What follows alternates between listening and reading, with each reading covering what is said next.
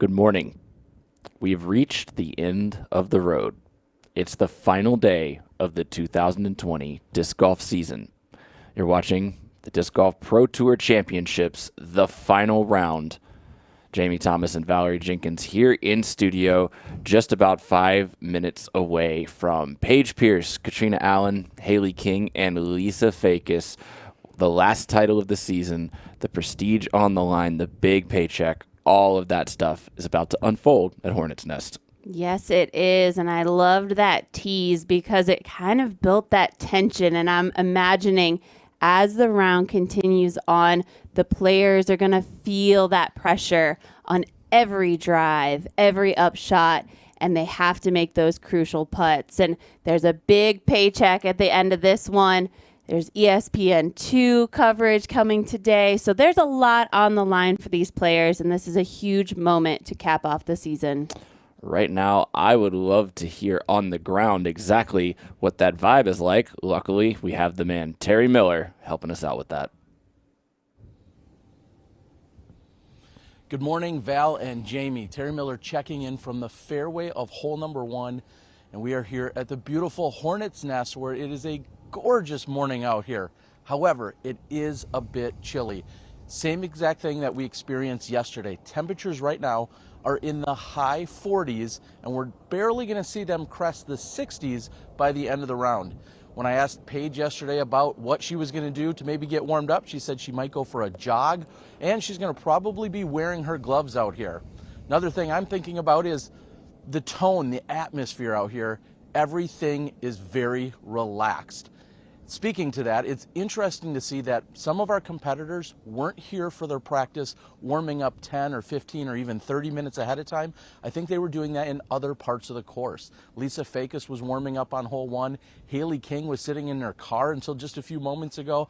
And as of 5 minutes ago, I hadn't even seen Paige or Kat. Typically, you see them around the practice basket, throwing approach shots, throwing putts, and getting themselves ready. Today, I think everyone's been in their own element. It's a different vibe. I think everyone's excited, but it certainly is relaxed out here as we're about to get things started. Again, we're looking at a glorious day out here, looking for some great competition. It's going to be intense. Paige mentioned that yesterday, and I'm looking forward to all the action. I hope you guys are too. Let's kick it back. Thanks, Terry.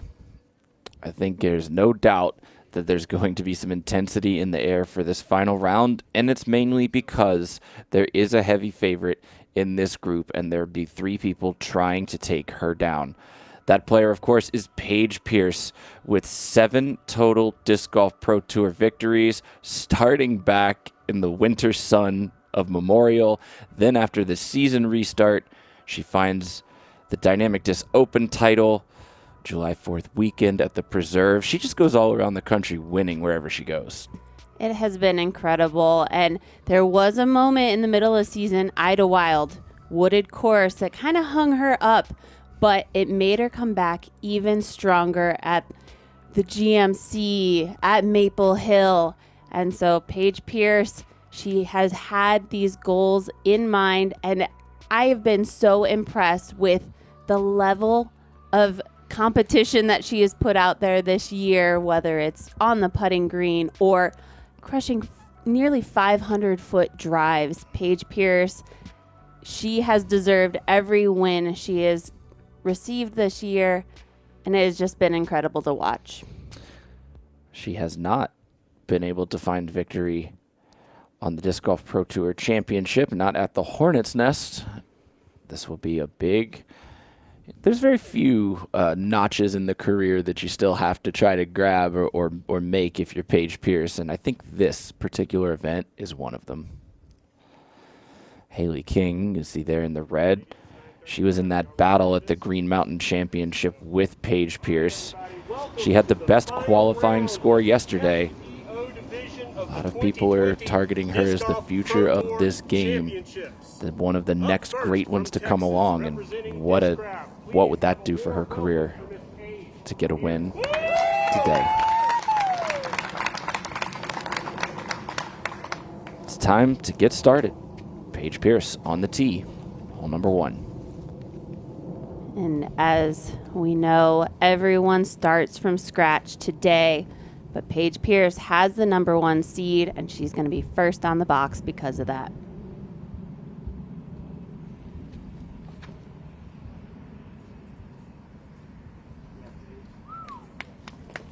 Paige walking away from it. That's how confident she is.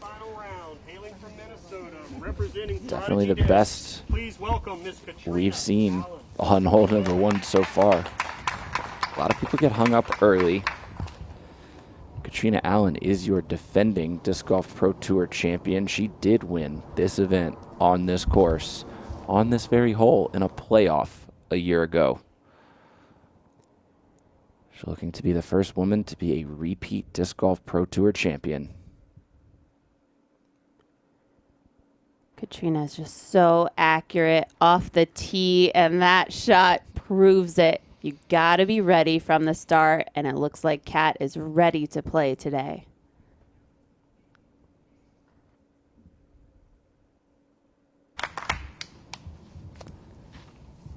Haley King, probably the biggest wild card in the group. She could go really low if she's got it in gear. Haley shot incredible in the front 9 yesterday.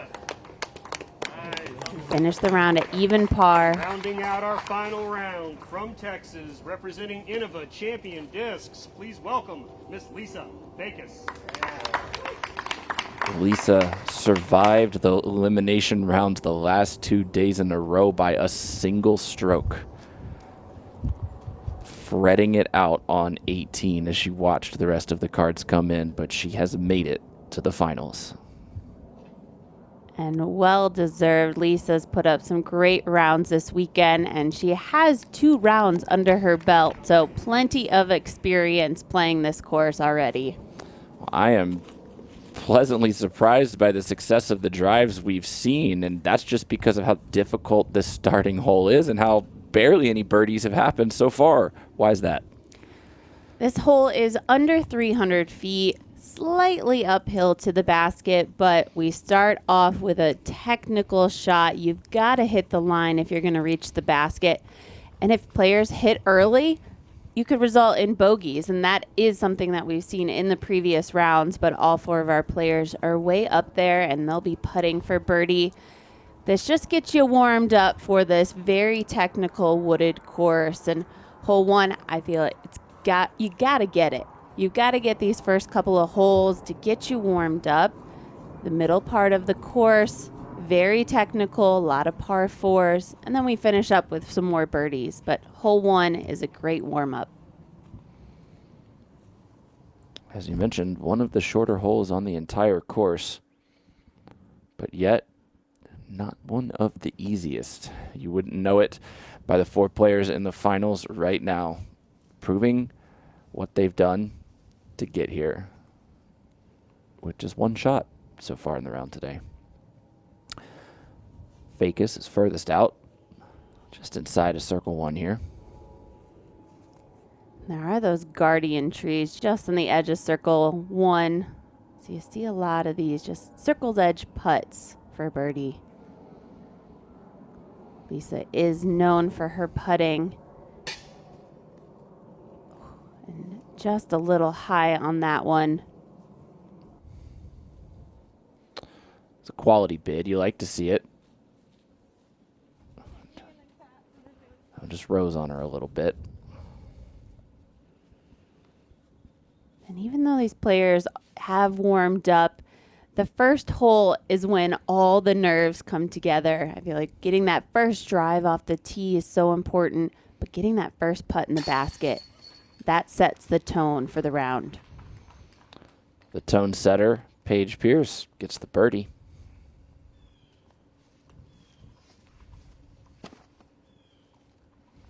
And it makes it much easier when you have putts like this for birdie to start your round off.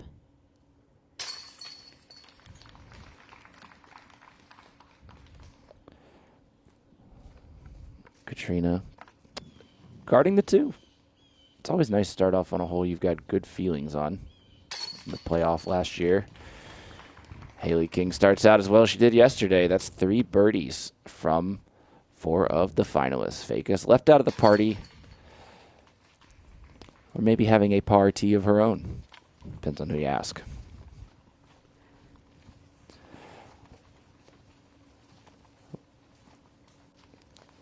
There's a walk over to hole number 2. We are going to use this opportunity to take a quick commercial break. The island lies ahead. We'll see you right here on the Disc Golf Network.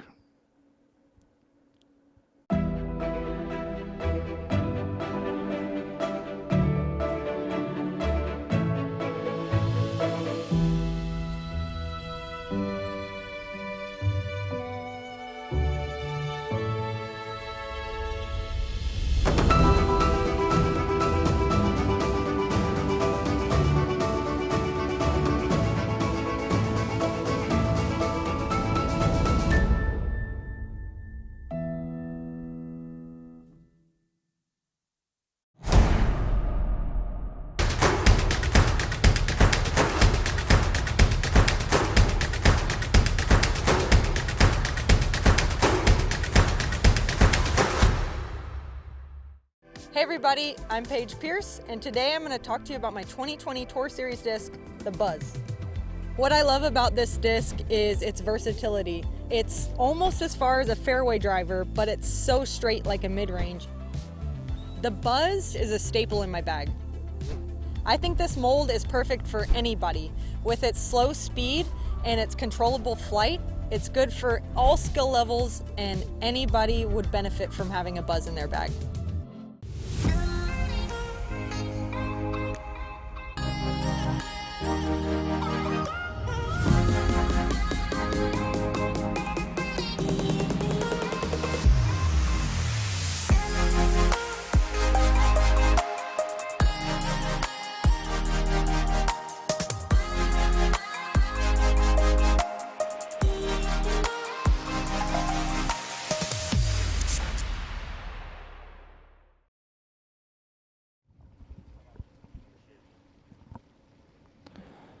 Welcome back, everybody. The group is approaching the tee of hole number 2. I mentioned it yesterday, but it's always interesting to have an island so early in the rotation. Usually they save them for the back 9. You're about done with your round. Let's throw one more little trick at you. No, right up front in your face, Hornet's Nest says, are you warmed up? Are you feeling confident? Make this shot. And normally you see the artificial island being marked by paint or rope or stakes, but this is an actual island surrounded by water. So if you don't throw on the island, you have risked losing your disc. And as we can see, it's not the easiest island to get onto because it is loaded with trees. So even a great shot can get one little kick and send you sailing in the water.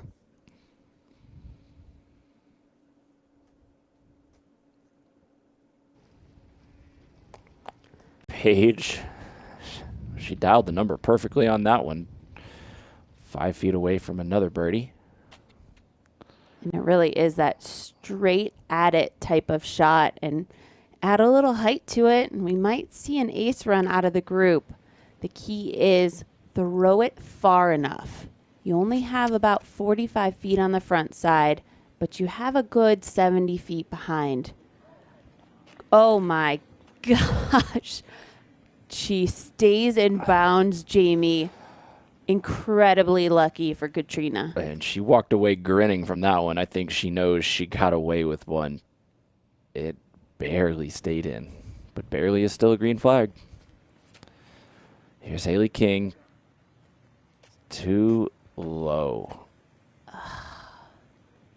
Too low and out of bounds. Haley will be taking it from the drop zone, located on the island at about 65 feet from the basket.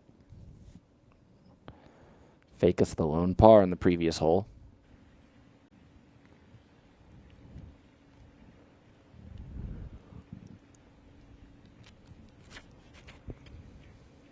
Well, this is two turned over. Not a chance of coming back. Lisa's headed to the drop zone with Haley. And you wouldn't know it, but there's a lot of pressure on this round. Well, maybe not if you are the 5-time world champion. We asked Paige Pierce about the pressure she was feeling.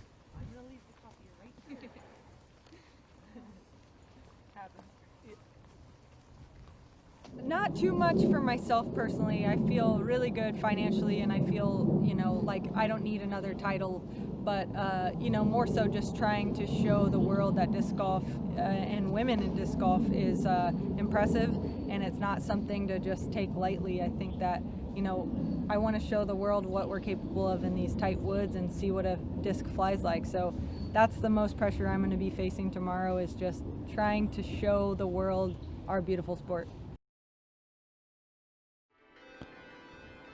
If you wanted a representative for the FPO game, right now you couldn't pick one better than Paige Pierce to show exactly what you were talking about earlier, Val, pushing the envelope. She leads in practically every statistical category throughout this season. And it has been incredible to watch. And I'm going to sound like a fangirl, but I have never seen a player at the level of Paige. Even Paul Macbeth at his prime, he was still in the mix and people could catch up to him. But Paige, nobody can throw as far as her. Nobody has those putting stats like her. And she literally is in a league of her own. Her skill set is so dialed in right now in this year, and I've never seen a player leaps and bounds with those skills above the rest of the field. She has certainly shown it so far. The first 2 holes, you really can't do much better than she has off of the first 2 tees. Haley King to save par. This is a tough one. Really demanding drop zone on this island. And you can run for it, as we saw Haley do, but you got to make sure you're hitting that gap. You're not hitting it. You've got another 50-foot putt ahead of you. So risk reward going for this putt. Fakis just comes up a little short on her bid. That'll be bogeys for Haley King and Lisa Fakis at best.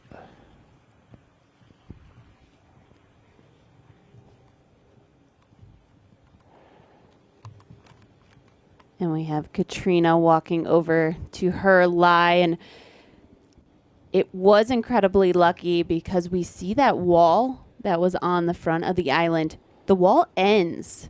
So it's not there to catch your disc from skidding off the back of the island. So Katrina is on the island, and here she is putting for birdie.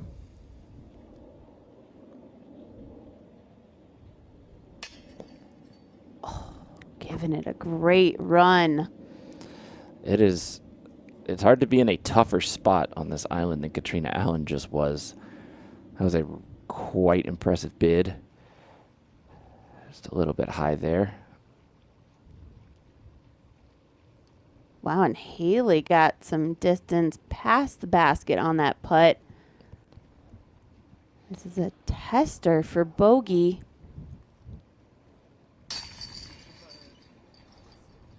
I think she passes that test. And that is solid. Haley shot so great yesterday, and it really all came down to a little lapse in her putting toward the end. So if she can keep those putts online, on point, she can still be in contention. But she'll have to make up some strokes after that bogey, losing 2 strokes to Paige right there. Yeah, Paige talked about setting the tone. 2 through 2.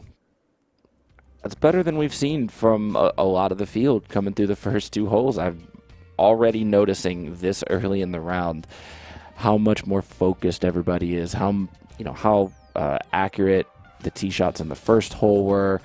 Everybody seems ready to putt during the semis and the quarterfinals. We just kind of saw one player, maybe 2 players here and there, that they weren't quite ready for that moment when the number was called. But I don't think that's the case at all for any of these 4. And thinking back on the interview with Paige, and to hear how she responded to the question of how much pressure is on this round, how do you feel? And I love that she said, I just want to showcase the best golf, and I want to show everybody how great the women can play in the woods. And she's already doing that. And here is the flyover of hole 3. This is a tough one. It's kind of a warm-up getting those first 2 holes in, but this one's a par 4, 600 feet. Starts off with a landing zone right here, right before the bridge, and then the fairway takes this hook turn off to the right. So a more extreme dog leg as we creep around here, slightly uphill, these guardian trees blocking that upshot toward the basket. So this is a very tough par 4 if you don't get off the tee and don't get enough distance to that landing zone. Yeah, definitely a game of position on the par 4s. One of a string of them, actually a trio, 4, 5, and 6. Or excuse me, 3, 4, and 5. 6 is the next par 3. And that means you're playing a lot of 2-shot golf right now, as you're going to see through the next little section of this course. This is about getting off the tee well and putting yourself in position to attack. And there was strategy out of Paige yesterday in her round, choosing when to go for shots, when to lay up. It wasn't that typical aggressive play every single time, and really interesting to see a course like this. It's so wooded, and you have to be focused, as you were mentioning, and Paige has this different kind of game set as she attacks this course. She's heard the criticism about her. She's aware of it. She's just one of those players who gets out and shuts up the critics. If you say she can't do something, watch out, because a month later she can probably do it.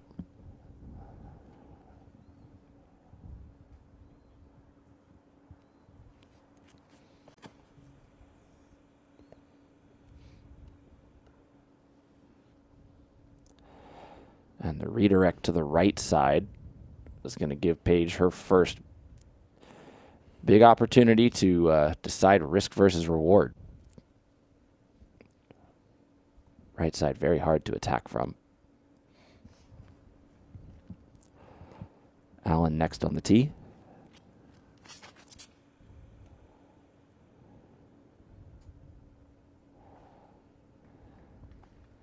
Oh, and a great flare skip off to the right-hand side. That tree is in the perfect landing zone, and Kat gets up and past it. So she's going to have great footing and won't have to deal with those large obstacles.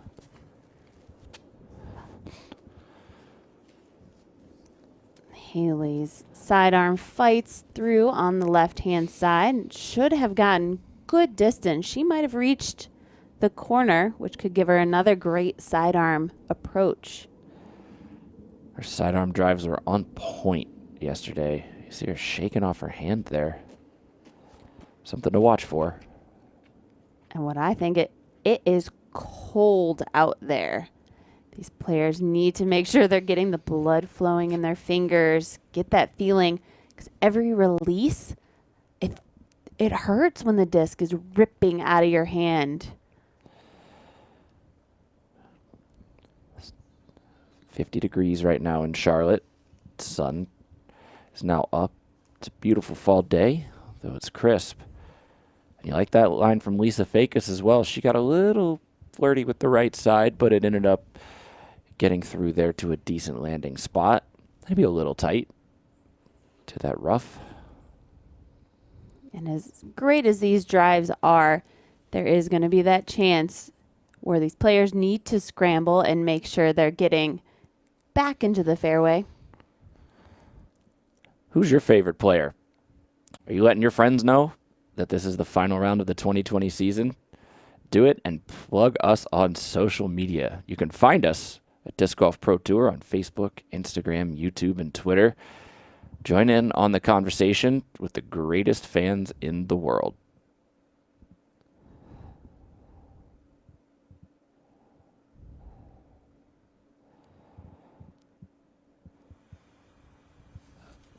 Haley King missed left. This is what you get punished with. She's got a tree directly in her way.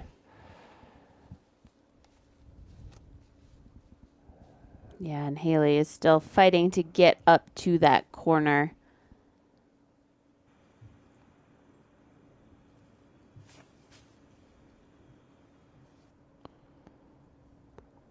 Got a good pop out.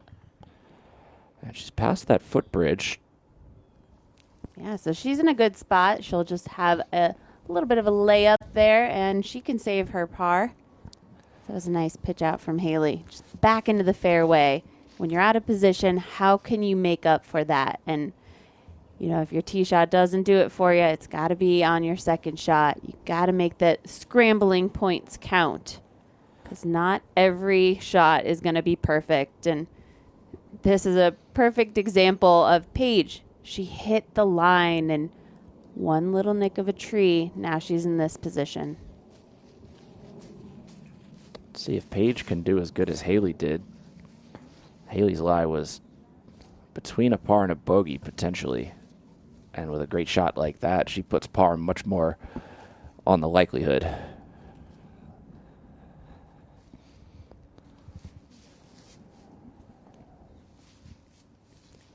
Paige is on the right-hand side of the fairway, making this angle even tighter for the sidearm. See how aggressive she's going to be, or if this is just that pitch out. She's not comfortable with this lie. She's got this tree in her backswing and the one right in front of her. This is a demanding sidearm.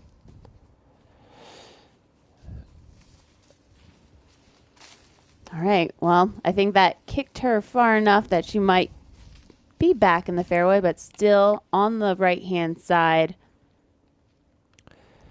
And this is more what I expected to see on the previous line, or the previous lie, excuse me. This line, the backhand Anheuser.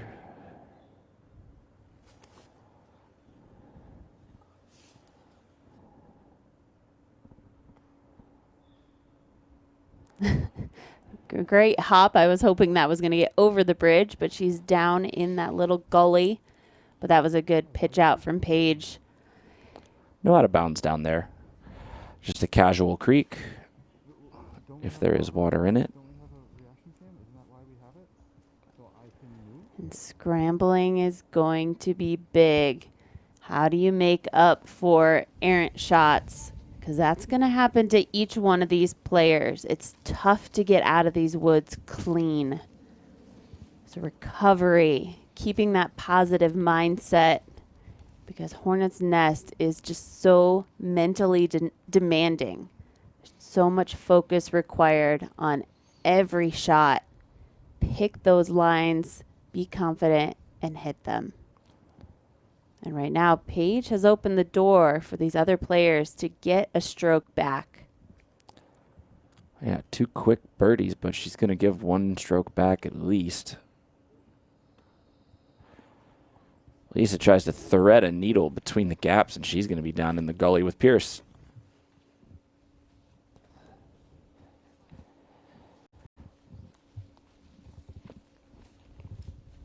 And we're still not to Katrina's drive yet. That's always such an interesting feeling as a player. Sometimes you're waiting 10, 15 minutes on these wooded courses if you have a really great drive. So let's hope Kat isn't iced, because she is in the perfect spot to get that upshot all the way up there, and she has a chance to birdie hole 3. The high forehand has been the preferred play to attack this green if you're in as good of a spot as Katrina is.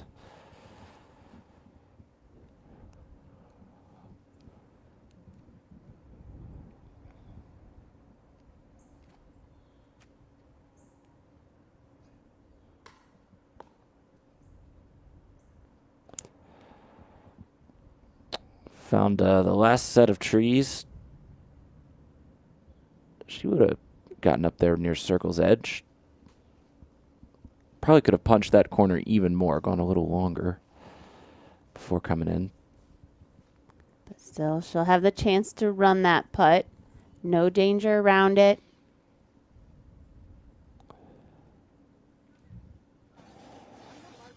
I think we're gonna. Oh yeah, there is a little bit of water in this creek. Both Paige and Lisa have found the water.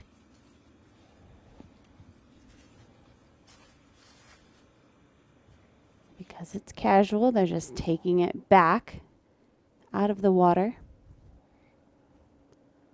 Keep their shoes dry. They've got a long round ahead of them. Yes, especially if it's 50 degrees out. Nothing worse than cold, wet feet stomping around in the woods. Fakis was sizing this up for a moment. She's decided on a backhand.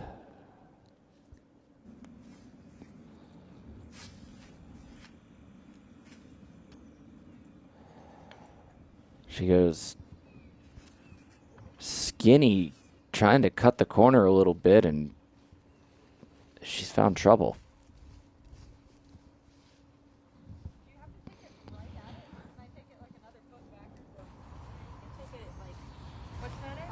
I'm taking the casual relief. Does it have to be the first place possible that I can take it?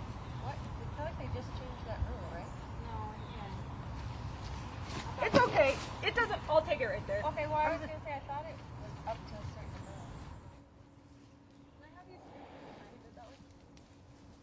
Paige just asking about footing. Make sure you have a safe lie.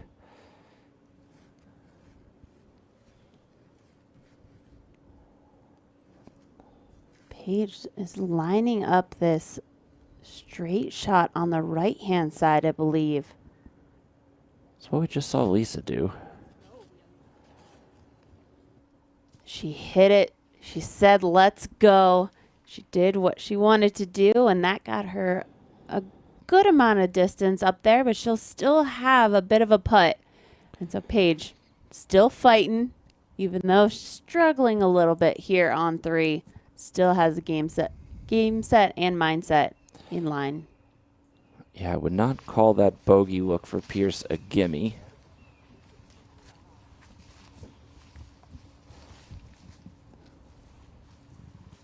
Yeah, that was a tight gap for both of them to go for, but it is the straight at it type of shot. These trees in this, we're about 3/4 of the way down the fairway, and still Haley has to get past those, and those are massive trees, making the gaps through them tight. It's all about picking the angle on this Annie.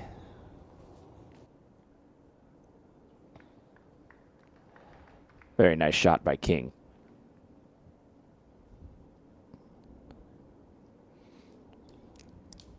So the easiest putt of the group, and we'll have to find out where Lisa's upshot ended up.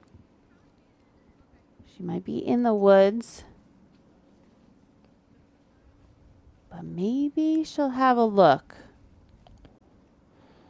Yeah, she's going to go into this corner here. She just kind of, Annied it straight in there. I think she's found at this point. I see some people emerging from the brush.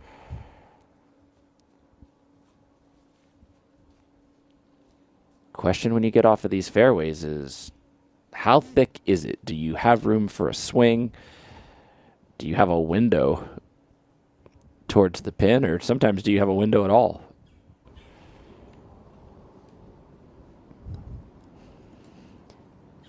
And I love that we get to see what the players are dealing with and see what lines they may have ahead of them. And I don't know, from this seat, a lot of these shots, I'm going, there's nothing there. How are these players finding a line? But they are able to make it happen. And sometimes you just have to just pitch out. And that is that's what Lisa does right there. Yeah, makeable putt. Katrina could do some good work here. She could throw in this long birdie She's right at the edge of circle 2. She had a good line on it. That's about where she landed yesterday. Similar type of run, similar chance, but a par is great. And a par is going to make up strokes. We know Paige here looking to save her bogey about 30 feet from the basket. First big challenge Paige has had this morning.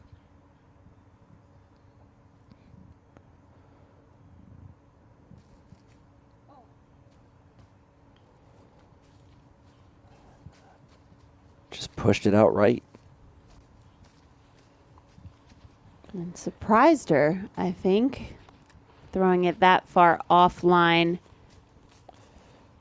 It had good height and speed. You wonder if that last little tree kind of just got in the mind. It's not in the line, but it could get in your mind. Wow, and this comeback putt is the same distance. Less trees in her way this time. Yeah, nothing in the visual. Just wide open. For double bogey.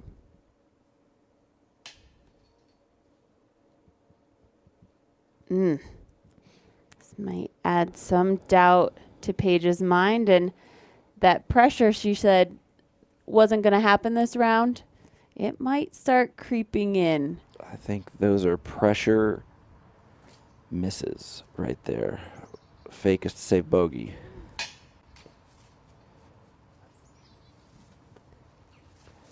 Little high, the band coming into play again.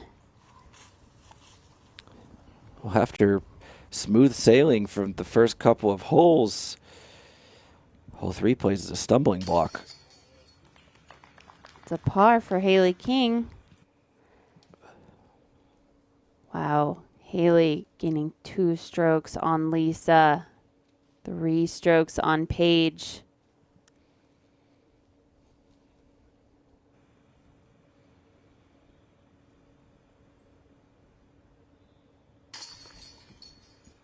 Yeah, there we go.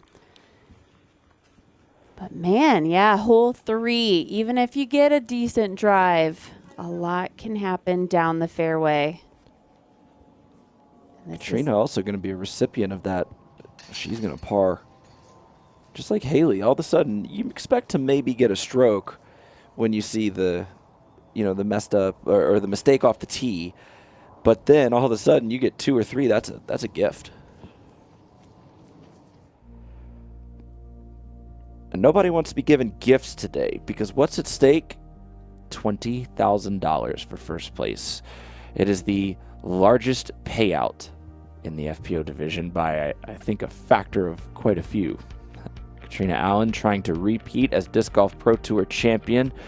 Only Chris Dickerson on the men's side has been able to accomplish that feat of back-to-back championship victories. And Paige Pierce trying to cap off what is one of the historic seasons in her portfolio. $20,000 is on the line, and that could be huge for any one of these players. And what a great payday to go into the off season. But we still have plenty of holes to play, and anything can still happen. We are now here on hole 4. Starts off with this uphill drive out the gap and into this beautiful grassy green area, but there is out of bounds lining the right hand side the entire way. So it requires 2 shots. Landing zone there. The second shot is an upshot to the top of the hill. We see a sidearm or a backhand possibly out of Paige. Third shot, you got to get it close to this basket here. Elevated and on a slope. Out of bounds goes behind the basket and continues to wrap around on the right and the left-hand side. So rollaways can happen as we approach the green, and this is a very challenging hole if you're not landing that disc nice and flat on the grass.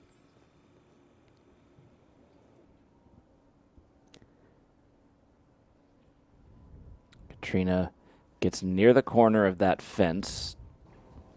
As long as you're not too tight against the fence, you still have the angle.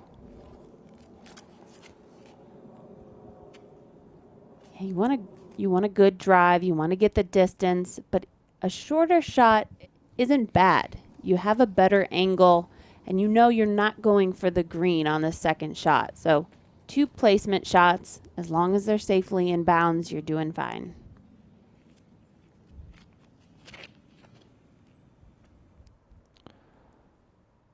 Vegas keeps it low.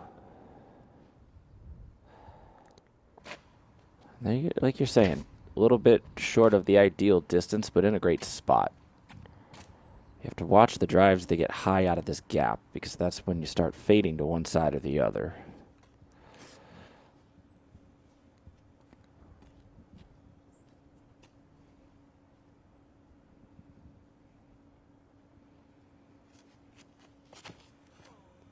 Paige is looking for a reset here. Oh, she's on the right-hand side, hits the tree, but she's safe. And Paige not taking advantage of her distance off the tee on that shot. She's going to have the toughest of all the lies. For a closer look at everything, we're going to check in once again with Terry Miller.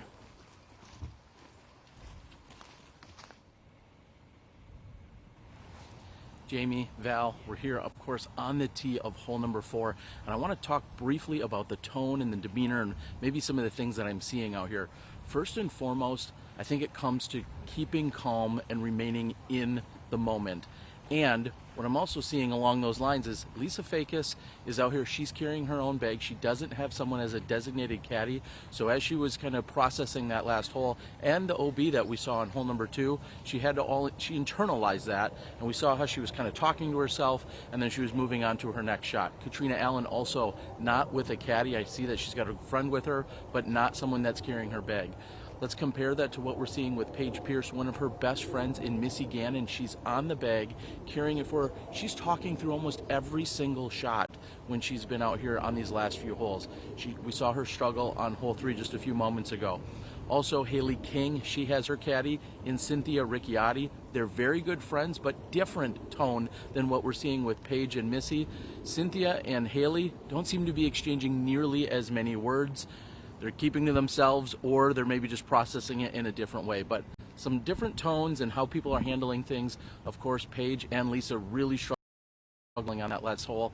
So we'll have to see how they can recover mentally here on hole number 4. There's plenty of golf, but the pressure continues to build. Back to you guys. Thanks, Terry. Paige's layup to the center of the fairway there, and it's interesting to hear how everybody is adapting to this scenario, and I think that maybe as opposed to what we normally see on these cards, a little less of a communal feeling today, a little bit more of, hey, I've got to get into my own mental space. I've got to battle for all these things that are right in front of me that I want.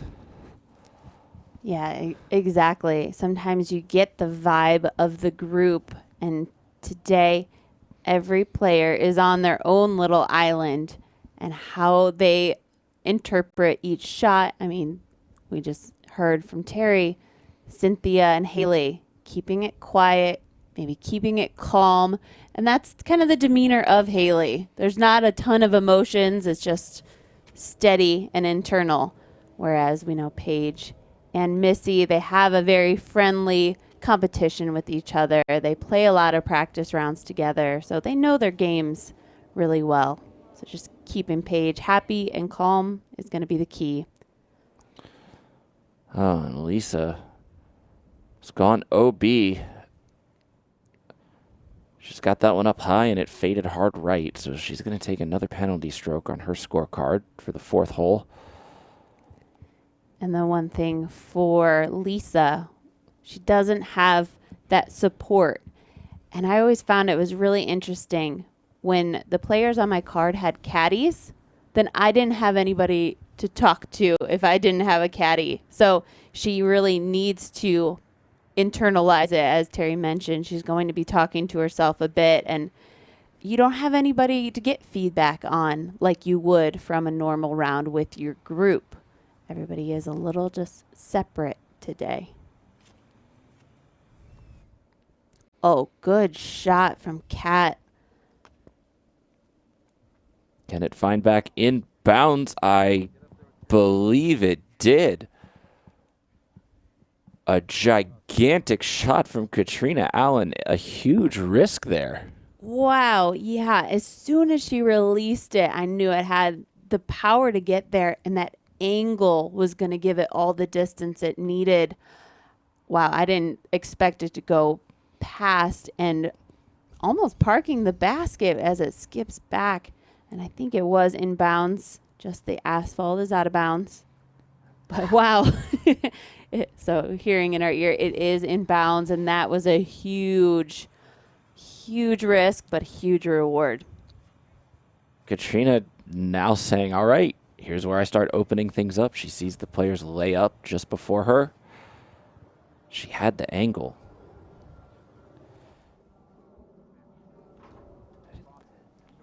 Haley King getting an unsure signal there.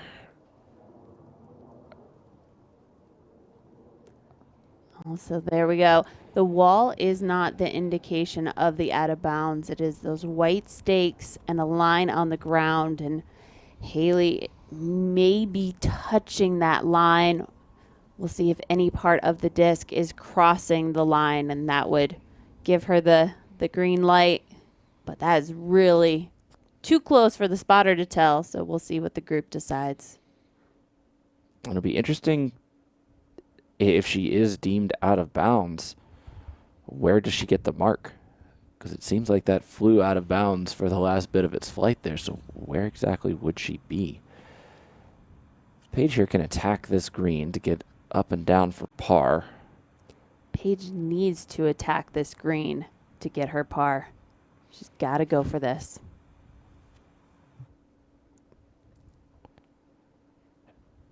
She goes straight at it. Does not swing the hyzer. Looking for an indication. Don't know that there's a spotter right in that particular area. Whether in or out, a tough putt. She's going to be facing the hill right behind the basket, of course, elevated on the lighthouse.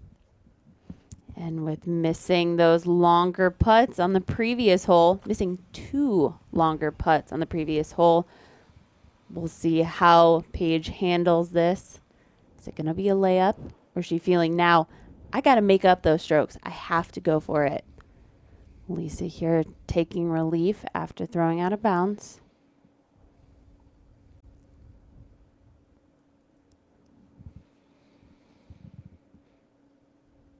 So Lisa has a scary shot ahead of her to go at the basket and to go the direct route. Lisa's going to have to throw out of bounds most of her shot.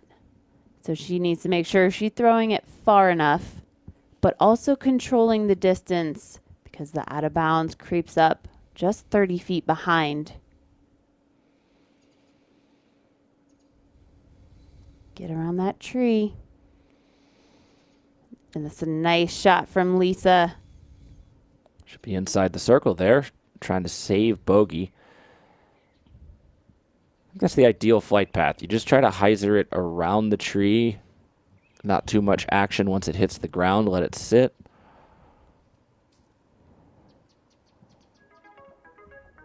And as a reminder, this is what everybody's playing for. Both the MPO and FPO Pro Tour champions will be paid out $20,000 apiece. $10,000 for second place, $5,000 for third, and the minimum somebody is walking away with is $3,000 today. If you don't pay attention to the payout ratios in the sport very often, let's just say that fourth place today pays pretty much as well as winning a tour event in a lot of cases, or just shy of it.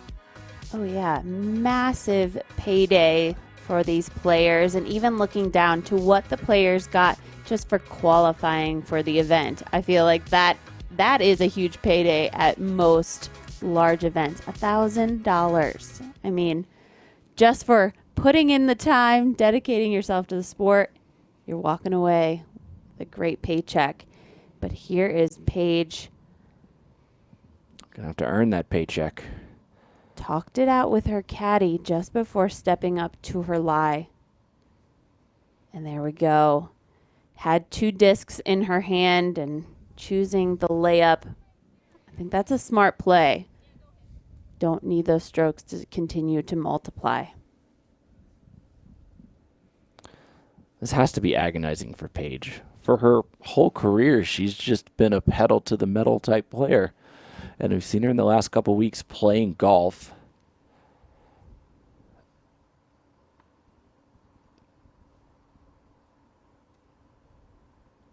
It paid off for her last week as she battled with Katrina here for the women's national championship title. Smart play from Kat. Look at the elevation up to the basket. I mean, how high Kat would have to throw that to make it in. I think it's a very smart play. Just a layup. And there's how close Haley's second shot ended up. And from that viewpoint, it looked out of bounds to me. Oh my gosh. Steps up and cashes it. That will be a bogey for Haley, but that's a huge save. Paige and Katrina, the undisputed 1 and 2 in the world, afraid of the putt.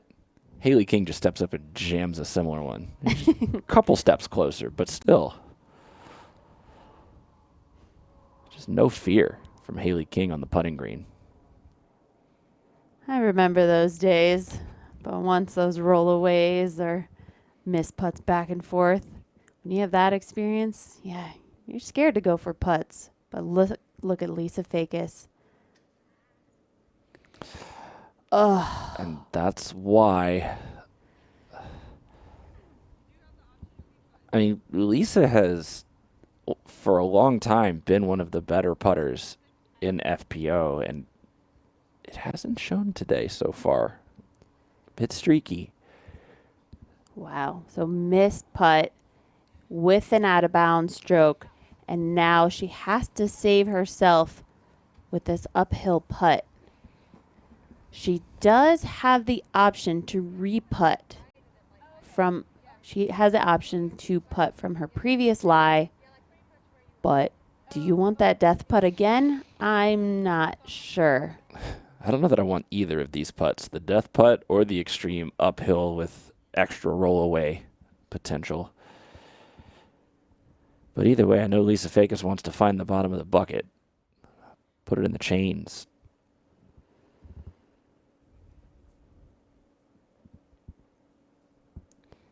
Shaking her head. Can't believe what just happened, but that's what you get for going for a death putt. You can either make it with glory or you have to deal with the consequences. Triple bogey putt here for Lisa and cashes it. Not a great score, but that was a great putt. Grimacing after what's going to happen to her scorecard there. Katrina's got the par, Paige a bogey. And Lisa Fakis did find some success this year on the Disc Golf Pro Tour. Winner at the Silver Cup, one of the Silver Series events on the Pro Tour. And she was in a battle with Haley King, Paige Pierce, everybody in the field, and shots like this, just keeping it nice and close, stress-free looks, and it all came down to 18, the putt to win it. She would go on later in the season to find another Silver Series victory at the Mid-America Open. Lisa Fakis, the Silver Series assassin this year. Wow. Nice to see Lisa cashing those putts like we know she can do and seeing her win in the peak of the season. She was a player that I was looking for, that breakthrough performance throughout the Disc Golf Pro Tour, these main events. And we can see Best finish was in the Silver Cup. It'd be interesting to see what she did finish. Best finish in the Pro Tour. And worst finish at Waco. Lisa's from Central Texas. That's kind of going to eat at her. I'm sure she's going to want to find a top 10 there. Interesting fact. We'll have to take a look at the other graphics, but I think for the top, these 4 players, their worst finish was at Waco this year. Interesting. Well, we know it was Paige Pierce's, that's for sure. Yep, and I believe Haley's, and I'm gonna say Kat's, but it might have been the DDO, but we'll have to see. But Waco, very tight, technical fairways, and very similar to what we have this weekend here at Hornets Nest. And on top of that, it's early in the year. That's when you're hitting the Brazos East course. So if you're not completely dialed, if you didn't get your first event or your last few weeks of the off season, you didn't get tuned up as much as you wanted to, yeah, going to Waco can be punishing. So true. And now the players, so many events under their belt, so many practice rounds, and they are so dialed in right now. And this is the last round of their season, so they need to lay it all out there. They need to give it everything they've got. And it looks like Katrina Allen is on a mission. Pars have been great for her, making up strokes on the card.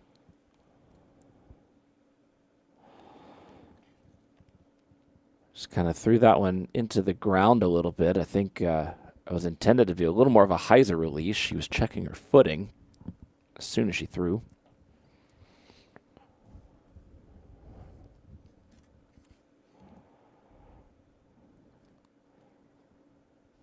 High and hyzering out toward the out of bounds, hits the hillside.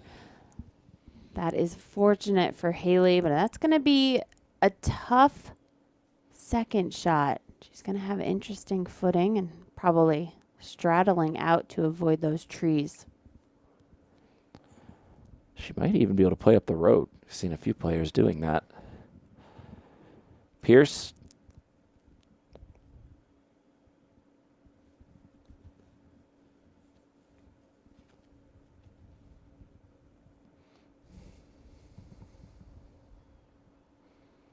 That's a great drive. And she went for it on the drive today. Yesterday seemed like a layup, trying to just punch it out to the fairway, but she got plenty of distance on the drive today. Whew. Bogey, double bogey, triple bogey. Let's see if Lisa can clean it up here on hole 5. That's a good drive. Yeah, quality right there in the fairway. Haley King, one of the players trying to break through to the next spot in her career. We asked her what it was going to take for her to win this event. I think I definitely need to get between 4 and 7 down. I missed, I think, 5 or 6 putts out here inside the circle, so that definitely would have made me go under par. But I think, yeah, we're going to have to throw under par tomorrow. How confident are you going into tomorrow's final round? I'm pretty confident. I love this course. It fits my style pretty well. Yeah. Do you expect to come out on top? Honestly, no. Paige is going to put up a really big fight, but I think I do have a good chance. I think it can be close. The honesty from the young player. It was Haley King yesterday was the hot score. Jessica Weiss the day before couldn't replicate her effort. Haley King really came out and played a brand of golf that was replicable for the entire round. Didn't have quite as much of the roller coaster of a scorecard as we've seen from her in previous events this year, and that netted her an even par round and the best score on the day. And to hear Haley saying that there is a potential to shoot a 4 under to a 7 under. A lot of birdies out here on the course, but so many bogeys. There's a lot of trouble. And so I would love to see a score like that, but it's seeming that even par is a really great score. We're seeing that finish up really well. And Jessica Wee shooting a 2 down. That was hot shooting there in the quarterfinals. Allen's the only one under par at the moment. She's playing a bit of chess the way she's played this hole. Just pitched up. So we have out of bounds near the wall on the right-hand side. We can see it's already a meter in. You can see the stakes there, and then the road on the left-hand side. So Paige has to play the strategic play. It bottlenecks at her full out distance. If she were to really go for this shot, the fairway tightens up. So I think a layup is a good option from where she is on the fairway.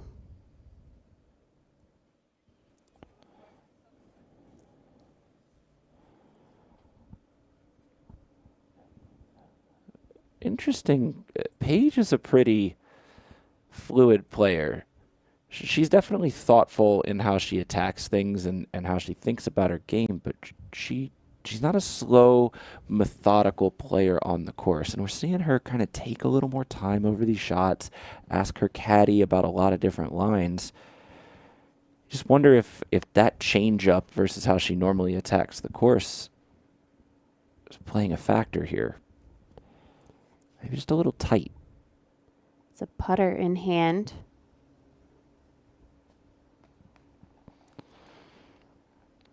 Oh, man, but that made it all the way down there, but she skids out of bounds anyways. She'll have outside the circle putt to save her par. So I was thinking that was going to be a layup, but Paige playing still aggressive, making sure she gets all the way up there. So even if she did go out of bounds, she got the putt to save herself. Yeah. Again, I'm just surprised to see her take as much time and put as much thought into each one of these shots, where they're shots that she clearly can execute and she knows how to do, and she's done it week in and week out for this entire season. Yeah, I've seen it time and time again when Paige has a caddy. They work together as a team. She does ask them for advice. Oh, as Lisa gets a kick out of bounds. So Paige asks for advice even though she knows what to do. As you're saying, she has such a solid game plan in her head, but she looks for that confirmation. Is this a good play? And a player like Missy, who plays with her all the time, yeah, go for that. Or maybe lay up on a putt like we saw in the previous hole. Nice to have somebody who knows your game so well on the bag. Haley, this is what I thought we'd see. You can go over the road all the way.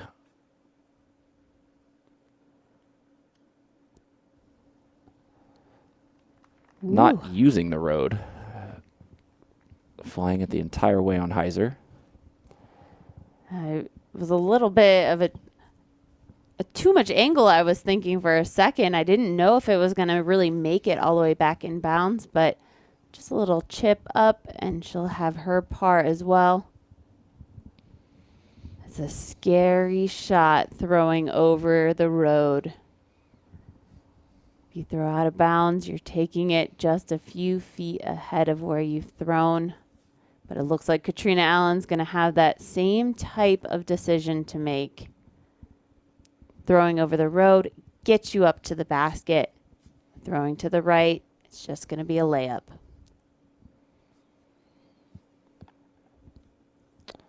One thing to consider here, too, if she's within a meter of out of bounds, she actually could move her lie closer to the road and give her that over-the-road hyzer. As the rule states, she can have up to 1 meter. Decides she doesn't need it. Gets inside the circle. That'll be what's left for par.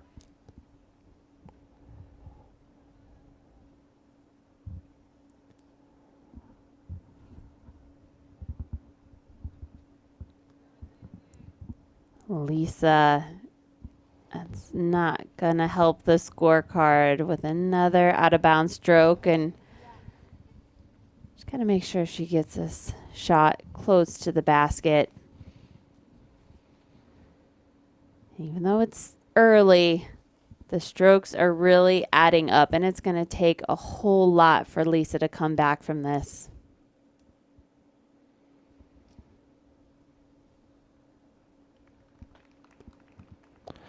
That's a good shot. Gets her into position to try to put a tourniquet on what has really turned into a faucet of bogey strokes since the island. Whew. So feeling like Katrina is the one that is taking advantage right now. Everyone else is just clawing their way back to get their game back to where they can feel comfortable again. But right now, those players are just really fighting. Who wants this tournament? Who is going to make it happen today?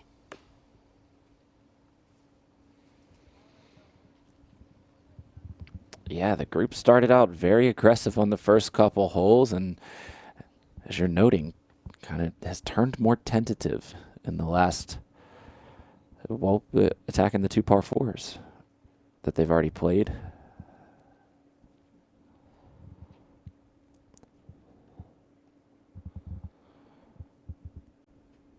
Paige once again in a tough position here.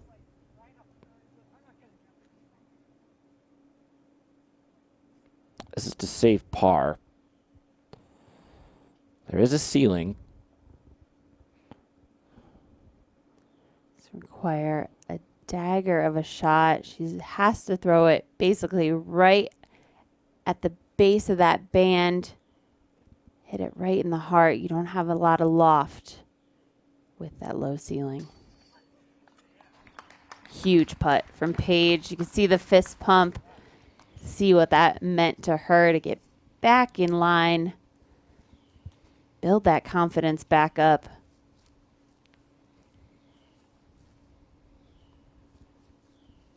It's got a putt on the side hill. To get solid footing to go for this one.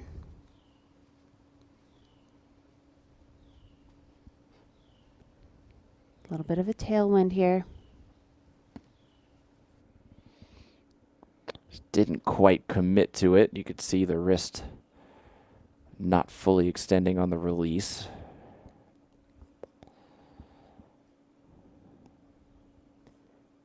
For bogey here for Lisa. That's a confidence building putt.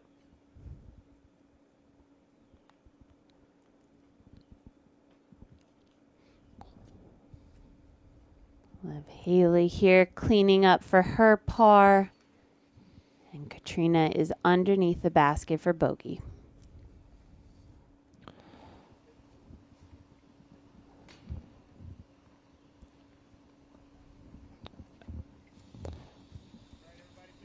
With that bogey, Katrina makes it to even par.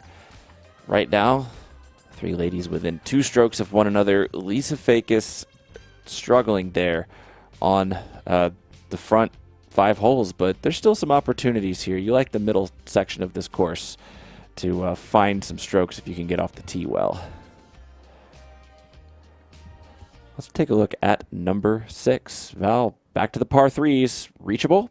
Absolutely, and a good chance to get a birdie on the scorecard because we need to start erasing some of the strokes these players have built up. Hole 6 is all about hitting that line.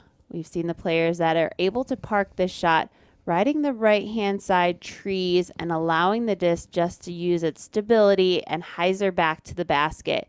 You can get a good skip here if you hit the leaves and skip underneath if you can avoid these guardian trees. So birdie potential absolutely at 321 feet.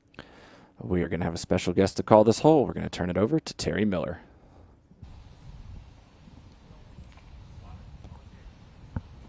Thank you, Jamie. As we were watching Haley King's drive come in, hits one of the guardian trees just short of the 10-meter circle. Hole 6 plays at 321 feet one of the easier holes found here on the course. If our competitors throw a straight shot, all they need to do is have it hyzer skip or finish toward the basket.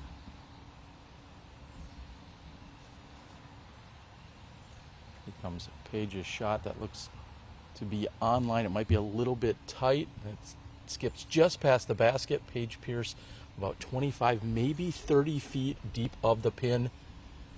She'll have an unobstructed putt coming back. Also something to note out here this morning, although it is relatively early and the grass has been very wet, this section of the course does not have much grass on this side. They're more having to deal with the skips that could come from the leaves. This is coming in short by Katrina, and it skips up just at circle's edge. She's about 2 feet outside of the circle. Again, an unobstructed putt.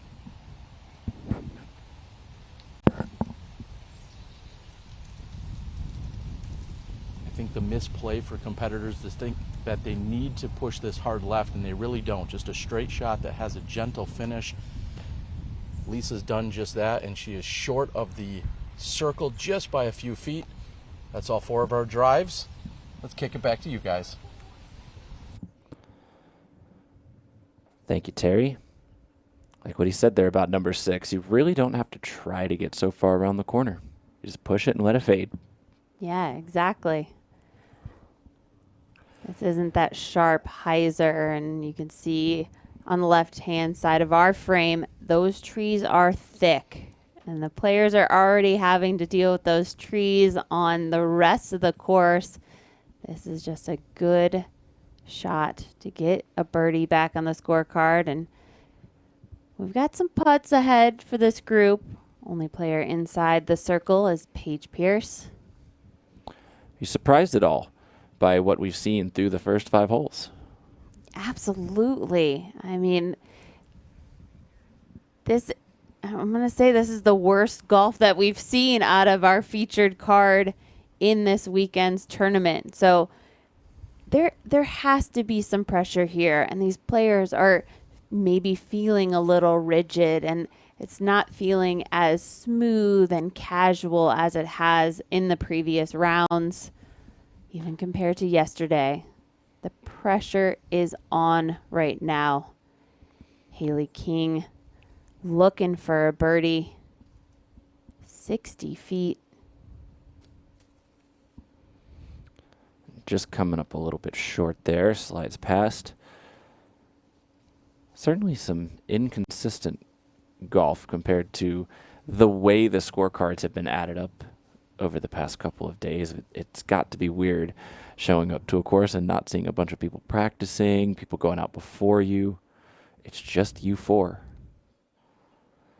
Fake is for birdie. She could certainly use it.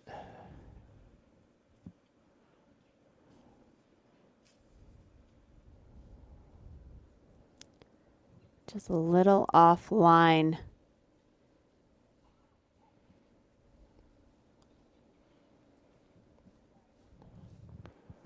Katrina's first bogey happened on the previous hole, and it was really the first time that the playing golf, playing a little chess with Paige Pierce kind of bit her. I think played very conservative on the previous one. Let's see if she gets aggressive on this putt, especially with Paige being closer in. Get back under par with this. Let's see if she can get that putting stroke back. That last putt looked a little off. Oh, there we go. Hyzer line, and that was more of a straight power hyzer at the basket and caught those chains on the right-hand side. That was a big putt for Katrina. I love the velocity on that putt. A resounding birdie. Exactly. Some of the other putts that we see at the distance for Kat are more of that swooping hyzer. That was bam, power. Now just Paige with a little bit of aggravation here. She's going to have to straddle out.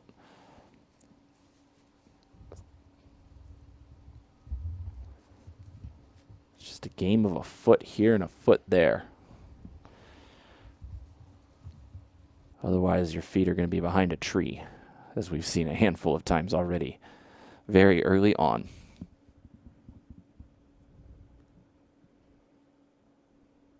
"25-foot straddle putt. Gonna require a lot of power from her legs."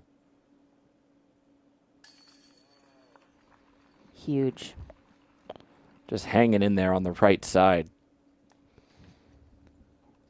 Starting to feel with those 2 putts on the consecutive holes like Paige Pierce has shook off what happened on 3 and 4. Yeah, nice to see. And when the pressure's on in the putting green and you see players looking confident, I think that's a huge boost to their self-esteem and confidence going into the meat of the course as we head into hole 7.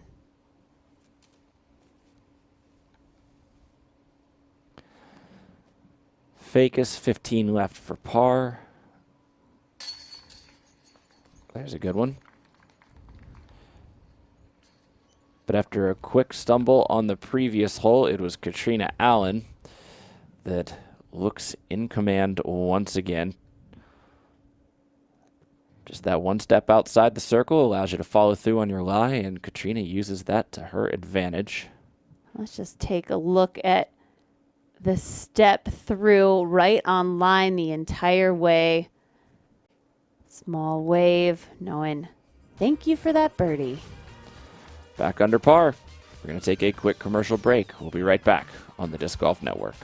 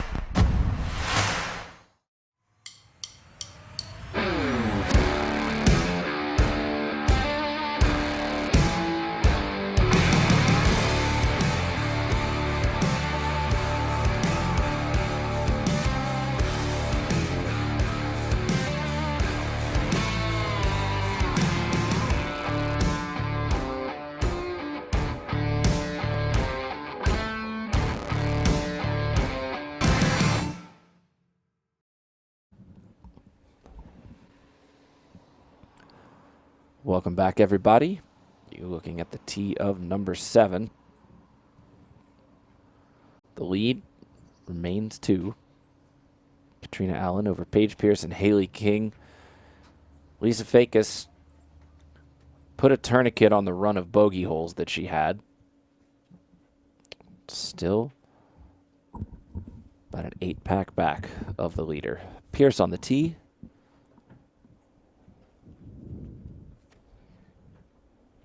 Got the OB road on the left-hand side.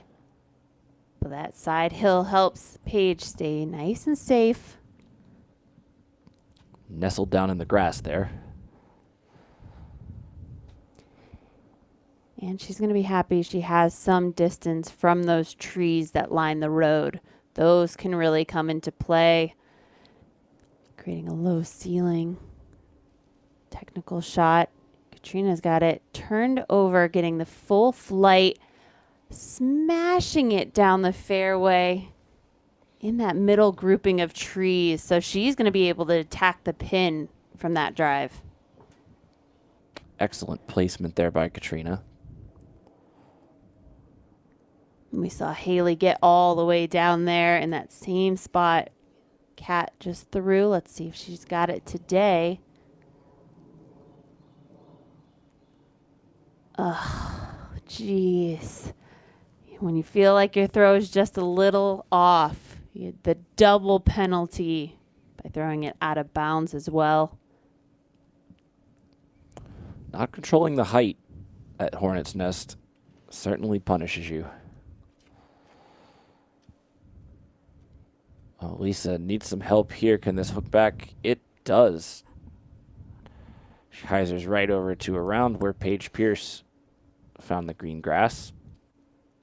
And I think that was part of the play there. I think Lisa was going for the layup just to keep it nice and safe in the middle. And it's a different game plan than we saw out of the first 3 players. But you got to stick to what you know and what you feel confident in. Very crucial. Play the shot that you have the most confidence in. I think right now Paige Pierce has refound her confidence. Katrina started with it and has not lost it. But it really is, I think it's Facus and King right now. And these things become so much more evident because there's only 4 players on the course. But I think confidence in how to attack the holes that they have remaining in their season, that's the big thing that's in between shots in the player's mind. Funny just seeing there, Paige having casual conversation with Misty, big smile on her face. Meanwhile, Haley's behind, knowing I just threw out of bounds. And those 2 players, they are tied right now. So it is quite a roller coaster of emotions for these players from one hole to the next and even one shot to the next. So how these players can control that coaster. Can they keep it on the tracks? Could be hard to do at Hornets Nest.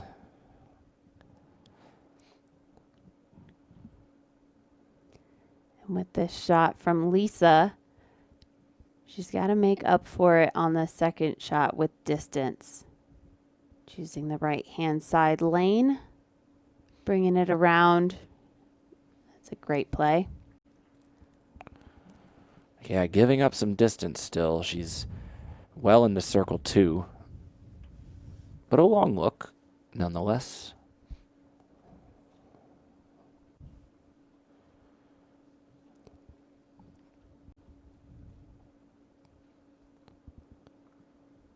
Sometimes you play courses like Hornets Nest, you talk about finding your confidence. And sometimes you're standing on the tee and you're like, this is the only good footing I've had today. Every time I get off the tee, I've got a tree in the way, deep in the woods.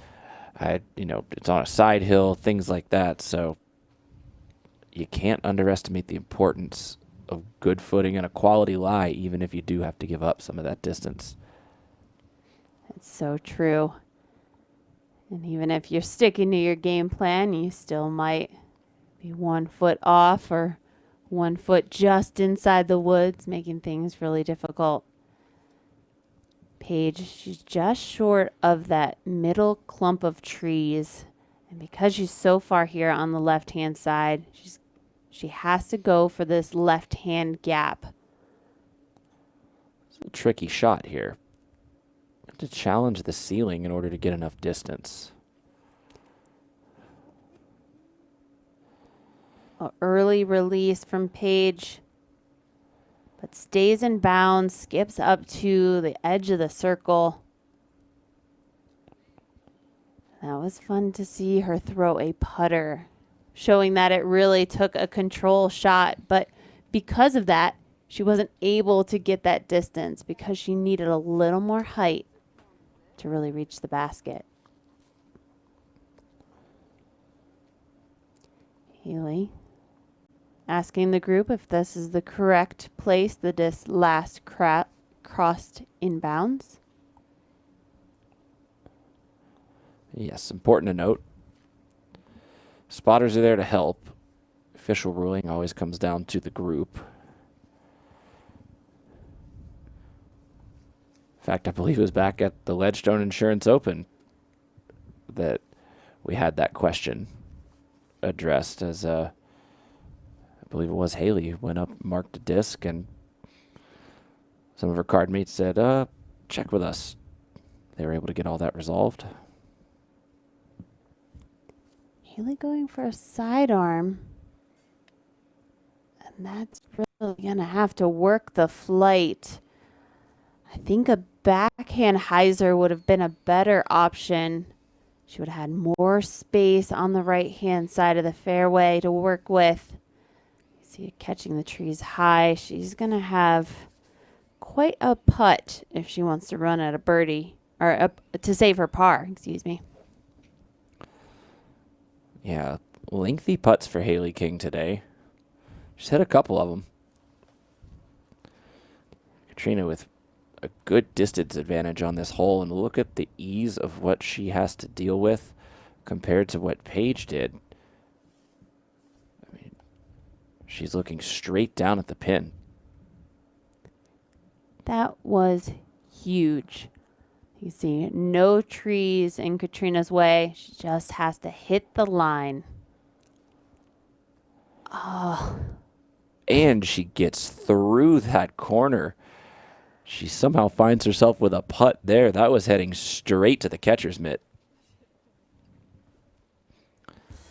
Wow. Speaking of catching, did you catch this sale? The 2020 trading card 12 packs. Now $9.99 through the rest of the year. You want to check it out at the Disc Golf Pro Tours Pro Shop. That's dgpt.com/shop. Get your favorite players and your memento of what has been a wild season in 2020. Do they make commentator cards? 'Cause I know I didn't make this pack this year as a player, but We'll work on that. Well, 2021 edition. yeah, special edition, the add-on. Holographic and all that stuff. Lisa Fakis and Haley King, both a decent ways out from the pin here. Like you said, this is really just an upshot, conceding the bogey. She didn't really have a choice. Fakis here, open lie. A couple steps closer. How massive would this be? That would be incredible. And really at this point, Lisa has nowhere to go but up. So she is in solid fourth place. They're the only card out here. So run at every one of these putts. Go for these drives because you can only add to the paycheck you're already getting. That's a quite advantage that Lisa is in. Reminiscent of the old school Final Nine formats. They're more of a memory than a common practice out at events these days. For birdie, Katrina, another dagger in the heart of the chains. Talk about taking advantage of an opportunity when you're given it. Absolutely. I was scared for a second there when I saw that disc anhyzering into the wood. She gets kicked out and then hits the putt to save herself. Big time. Pressure's now on to Paige. Can you match that?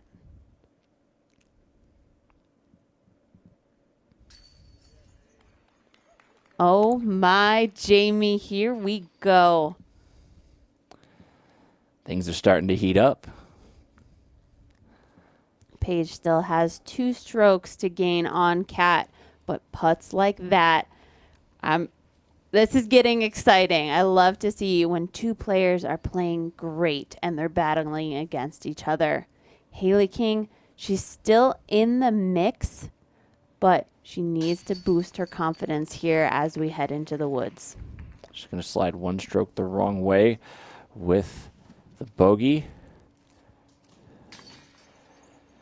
Katrina Allen's putting as of late has been a highlight reel. Let's show you this last one more time.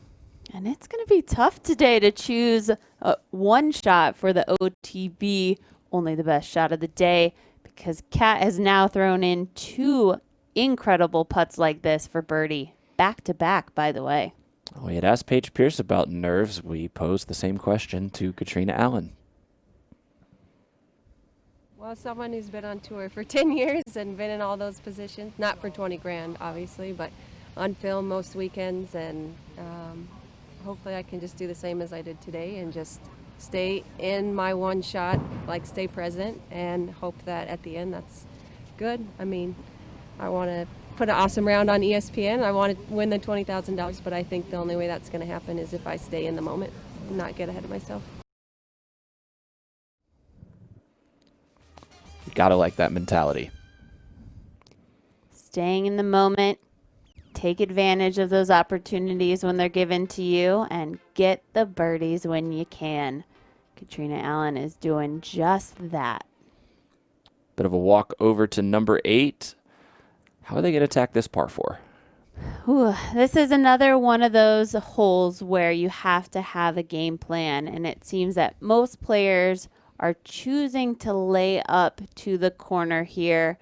We've got to get through these trees, and it's about 280, 300 feet to reach this corner, and we're approaching it here.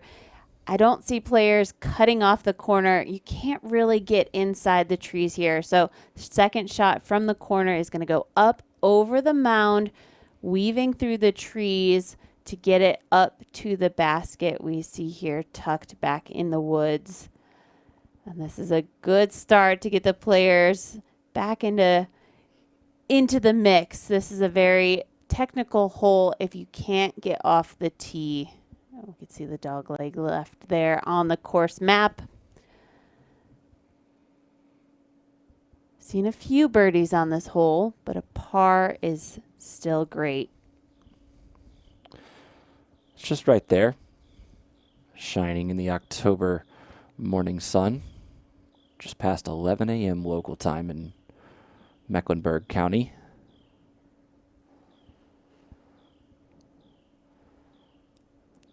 It's a beautiful course, and it makes the course even more beautiful when you're playing great on it.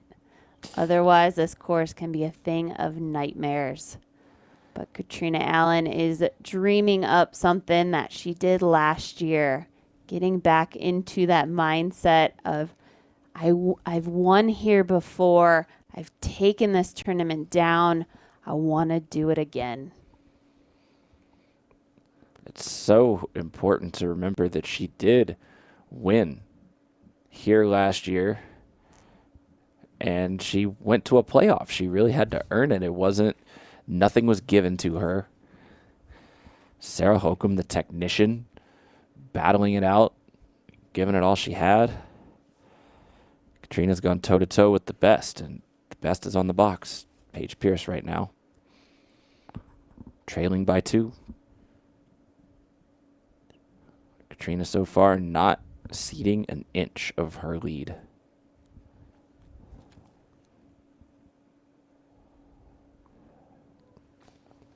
Using a little body language. Need a little bit more distance to get a clearer shot around the corner.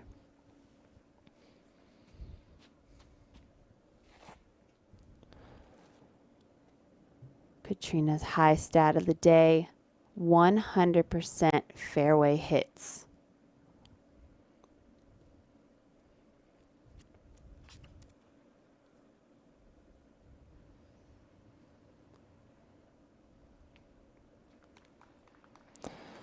Wow, Katrina Allen just split that fairway in half. You can't throw a better shot than that. That was incredible. That left me in awe there. Seeing most players laying up to the corner. Kat makes the corner, lands perfectly in the center of the fairway. Good looking shot by Haley King too.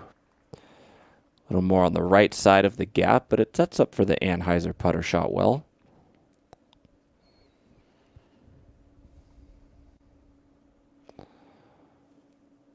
See if Fakis can follow here.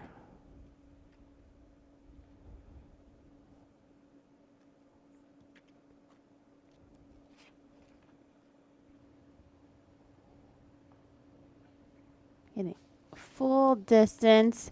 Hits the tree. I think the redirect was a good move from the tree. Katrina's lead remains 2. We're going to take a quick commercial break. We'll see you for the second shots on the par 4, number 8.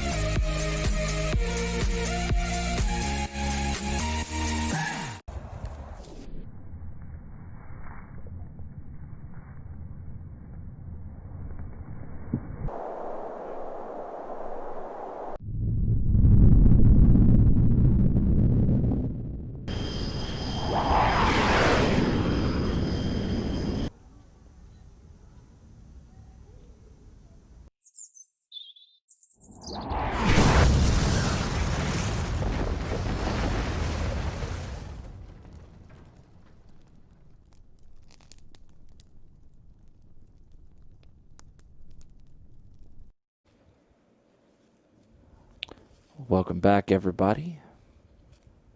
Paige once again talking about her line, sizing it up. Paige is going for the basket here. And the sidearm route is the one that's going to get her the distance that she needs. Anheuser flight to flex out.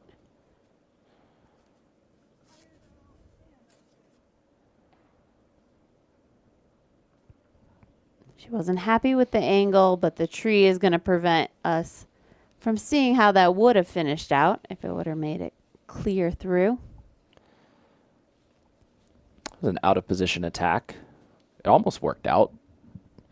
But it shows you how difficult it is when you are out of position on this course to turn and attack and try to get the birdie out of it.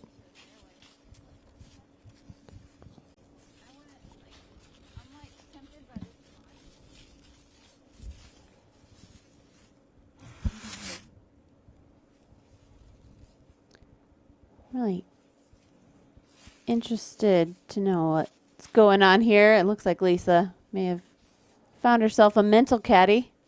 Kind of get some advice from. Hey, if you're going to ask somebody, ask Big Germ. Jeremy Colling knows this course as good as anybody.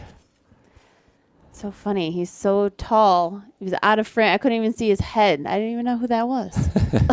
They call him Short Germ. Jeremy Colling did qualify for this event. Like you said, you're going to ask anybody for advice. Big Germ would be the guy to do it. One of these courses just in his backyard and right in his local courses. Probably played thousands of rounds out here at Hornets Nest. Yeah, Jeremy didn't have quite the best season on tour, not according to a U.S. champion standards, but he did qualify and he made it into the quarterfinals. And now he's hanging around to help out. Look who's hanging one right inside the circle there. It's Haley King.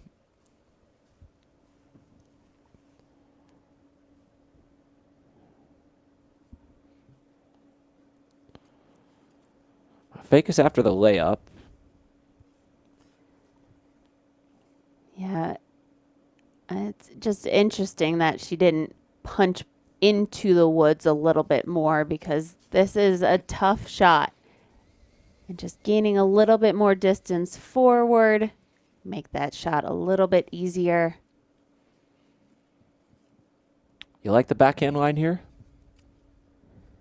Yeah, I think the backhand line is the best. A little bit of a turnover and flexing back to the basket. You need to get it high over the mound. Oh, she's skimming the top of the hill and not making it to the circle. So now Lisa's got the outside the circle putt to save her par. I think you were right about the height there. Slid along the leaves on the ground, but ultimately slowing her down. She had the line. Again, this drive by Katrina, fantastic.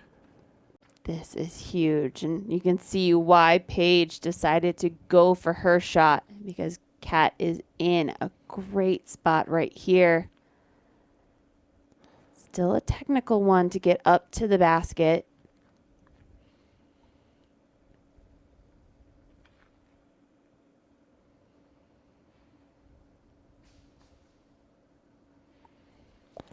Beats those last two big trees that are short and right of the pin. Those trees can make your life a lot harder. But she gets through clean. And inside the circle, and I think the shortest putt she's seen in the last couple of holes. So with that confidence building in her putter, shouldn't be a problem for Kat to cash this birdie. I mean, back-to-back outside the circle hits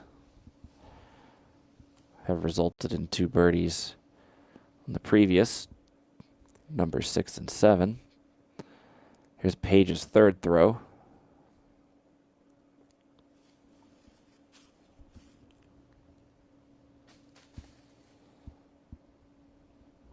Just giving it a little floaty run past. Stays inside a 25, call it 22.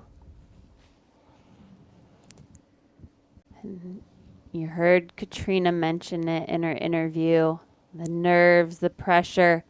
$20,000 for first place. $10,000 for second place. One stroke can mean $10,000. Never happened in the women's division for sure, but hugest payout of the year, but just proving every one of these strokes that these players can gain gets them closer to the big payday. Fake is trying to drop it in around that last little tree. Comes up a little short. Yeah, as they hand out the second place check, they will set the record for highest payout in FPO, and then a moment later when they hand out the first place check, they'll break their own record and reset it. So big kudos to the Disc Golf Pro Tour. Thank you to all of our partners and sponsors and you, the Disc Golf Network subscribers. Your belief has helped. Your investment in the Pro Tour and in the network has helped bring this to life. Katrina for 3 birdies in a row now.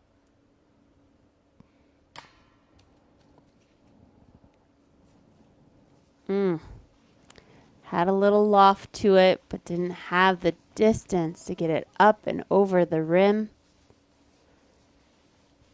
Paige probably sighed a little bit of relief, knowing she's not losing a stroke. Still has to make her putt. That's a birdie putt when you need it from Haley King. She draws herself one closer to Paige Pierce. And Katrina, for that matter.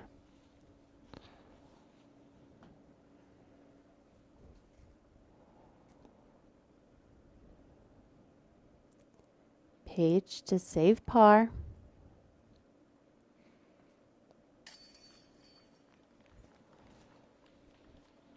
Good quality putt.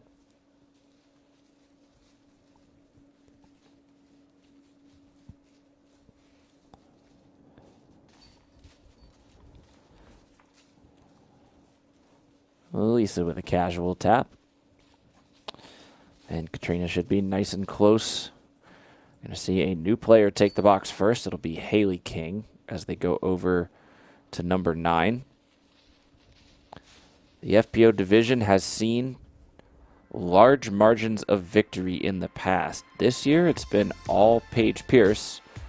She has 3 wins on tour with margins of greater than 10 strokes, double-digit wins. But you know who I see at the very top of this list, back from the 2016 Green Mountain Championship? Katrina Allen's proven that she can go way above and beyond as well. So if you were wondering, are we going to get a head-to-head battle from the best players in FPO today? We're starting to see it here at Hornets Nest.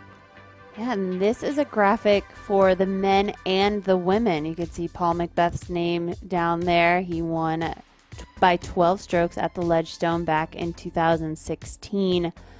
But what this graphic tells me is that there's usually one player that is playing exceptionally well for the weekend and continues to add to the strokes. It's a different format this weekend, but usually there's one player out in the lead, and who's going to be there to catch up? This weekend, everybody is clumped in, and it is just this one round that matters. It's this one round for the championship. Right now, Allen and Pierce locked in one of their classic battles, but Haley King has just picked up her second birdie. She's now on the tee trying to roar to life as we prepare turn on to the back 9 after this hole.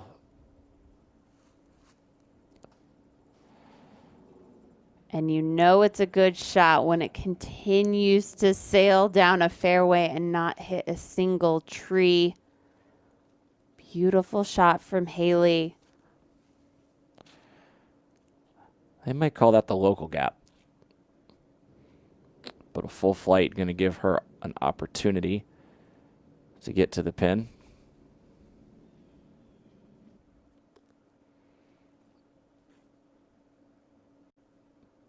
Paige Pierce. Focus is back to being center of attention. Need to hit these tight gaps. Paige disking down again, throwing her putter, staying in the middle of the fairway. Just finessing it through those trees. That's the kind of confidence building drive you like to see. Katrina going wide rim driver here.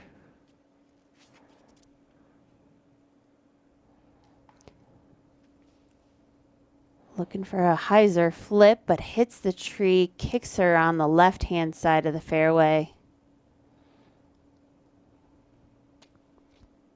First trouble for Allen off the tee. First fairway she hasn't hit. Wow. Made it 8 holes through the course.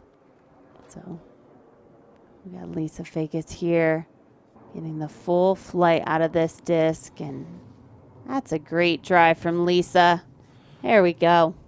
I think that route is going to be very similar to the drone flyover route that we are about to see. Let's see how well Lisa Fakis traced this flight pattern.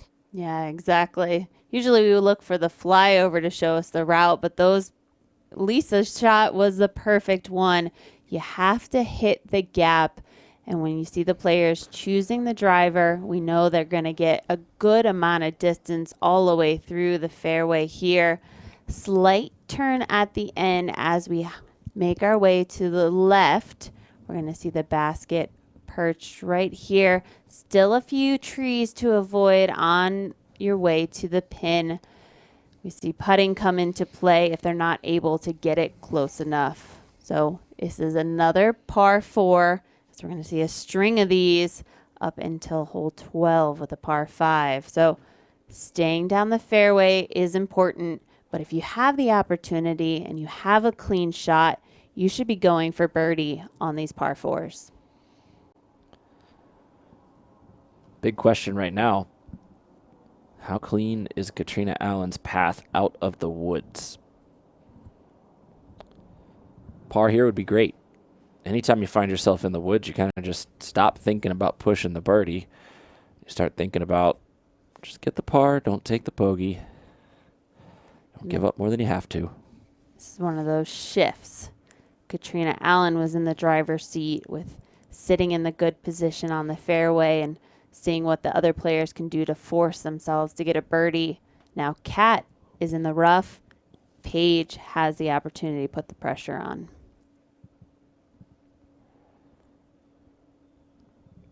Katrina not finding her way out of the rough. She did punch down a decent bit, so I would not say that par is out of the question yet. I think she made it at least as far as the basket. So par is very likely in Kat's future. Still an opportunity for the other players to gain a stroke. Fakis with the perfect placement here. You can see she's got the widest gaps that you're going to see on this hole to pick from for her upshot.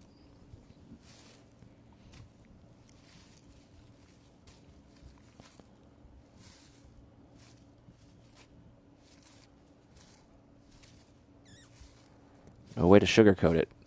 Lisa's got to start making birdies. I feel like this is the first potential for Lisa in quite some time.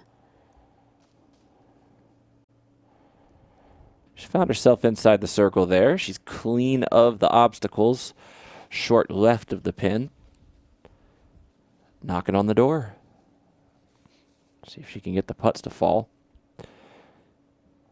Another putter in Paige's hand.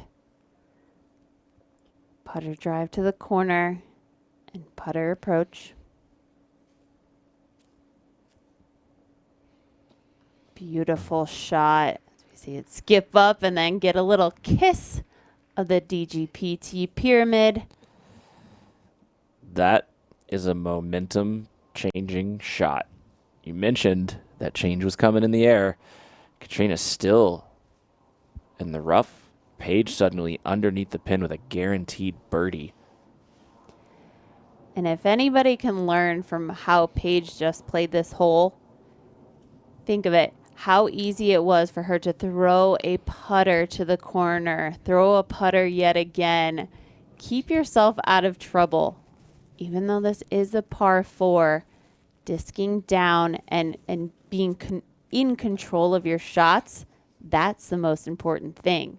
A driver, a little fast, but it can get you in trouble if you don't hit the line. Here's Kat throwing her third shot.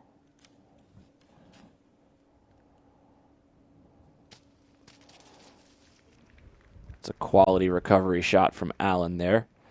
To the clear side of the green. That's all she has left to save par and only give 1 stroke to Paige, preserving her lead.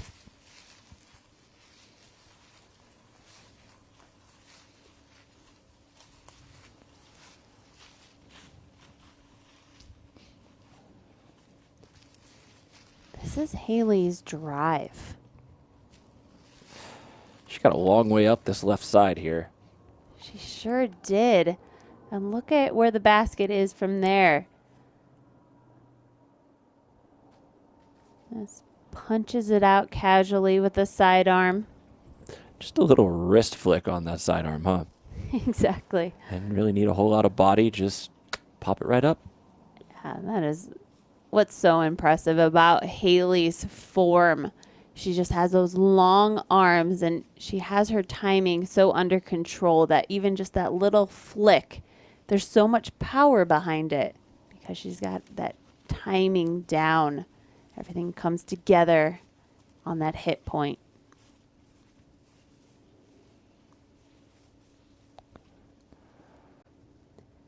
Fake is now going to size up this birdie look.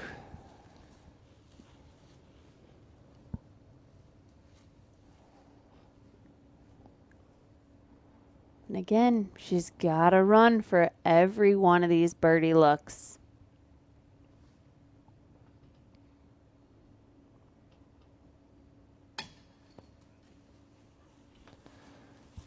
She has been just high on the band all day, and that's got to be frustrating. She's hitting the same spot. You're accurate, but not at the right thing. And so frustrating to continually make that same mistake over and over. Katrina to save par.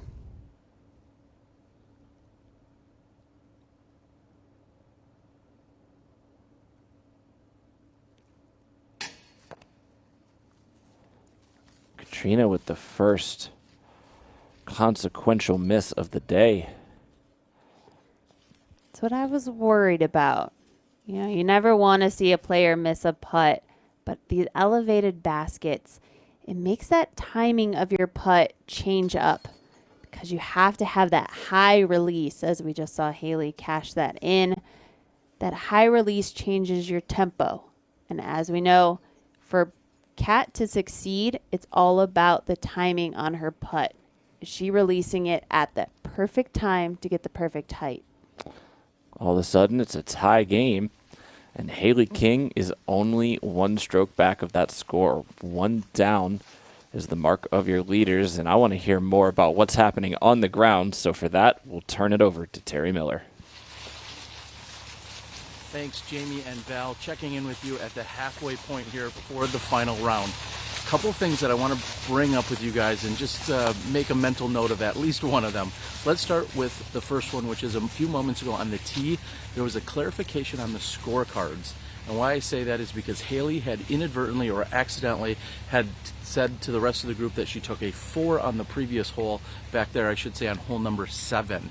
I think she forgot maybe about her OB tee shot. She had marked down a 4. A few other people had marked down a 4. UDisc and Phil, the volunteer, had correctly marked it at the 5, but there was a clarification among the group. So, of course, every stroke matters. It does in every tournament. But here, a little bit more pressure, a little bit more, or should I say a lot more money on the line. So they made a very amicable agreement on the tee of this previous hole to make sure that it was all clarified. So that's the first thing. The second thing is going to be very crucial. This is the largest gallery we've had out here. It's still limited due to COVID, but it's the largest gallery of the weekend. And now that we're moved into these wooded holes, every single footstep can hear a crunch. So those are things that not only the players but the gallery have to be very conscious of. You're always trying to maintain your spot and not move whenever a player is throwing, but out here just the slightest step at any point during a throw can make a very loud noise and distraction. So let's hope everyone maintains, keeps their positioning, but that's something you have to think about. If a player sees or hears some of that, it could throw them off, and it could clearly cost them on these very tight fairways. That's what I'm seeing out here at the halfway point. Again, what a great battle. Let's kick it back to you guys. Thank you, Terry. It's been a whole bunch of different situations for COVID this year. And of course, the pressure of the round as Haley King's drive on 10 finds a good spot there at the top of the hill.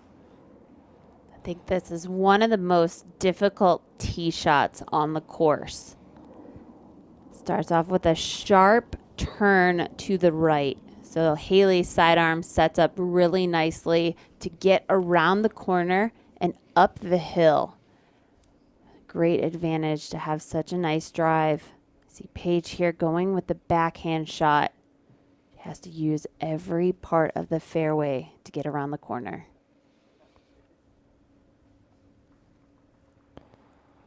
She's made it up to the flat spot. It's really all you're trying to do off of this tee. Find the flat spot and be looking through the windows. See Lisa, she's got a driver in her hand and lining up a backhand.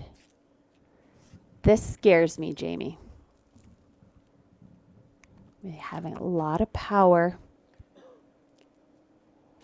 and kicking the tree. She got fortunate it didn't kick too far, but it can really kick far into the woods with a driver. You wonder if that's a bit of the desperation, knowing that you've made the turn. You're 9 strokes off of the leading pace. Just got to try to start manufacturing things and making it happen. So we can see Paige throwing the backhand, Kat throwing the backhand, but they have putters in their hand. Katrina finds a good spot in the fairway as well. And we've said it before, the news came out last week.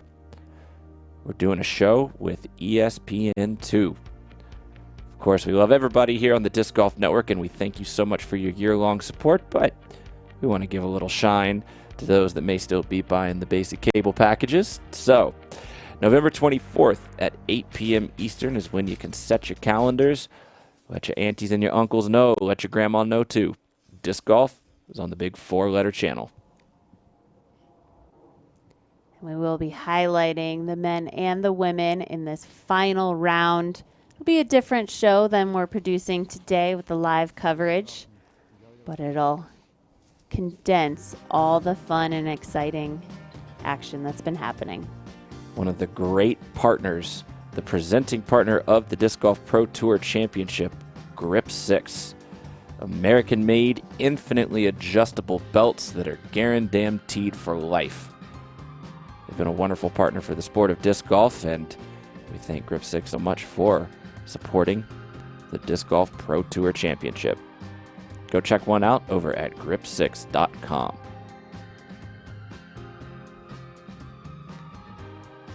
So Lisa quickly throw up and around the corner. And we've finally made it to the drives of Paige. Well, she will be first up at least. Again, throwing a putter. Let's see what she chooses on this next shot. It's going to require a 300-foot drive to get up to the basket. But again, very technical.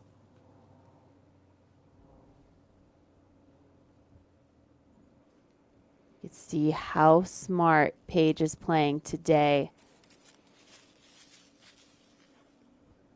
Oh, maybe she's...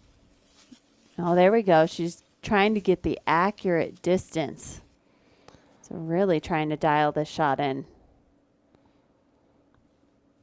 Straight away, down the hallway.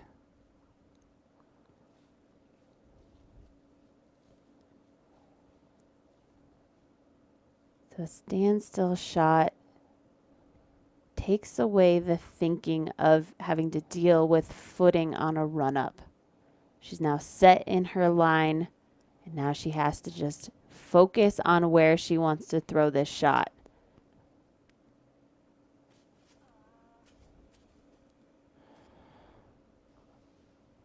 Looks like some early release there.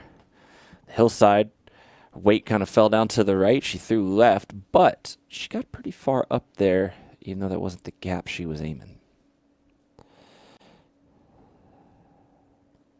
Katrina just a few steps to the right of where Paige landed. Could give her a more open route.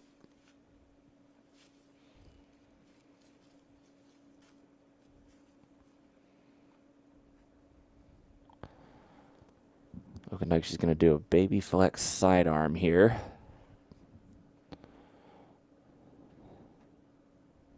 And we're going for birdies on these holes. So Kat knows to play aggressive, get it closer than Paige.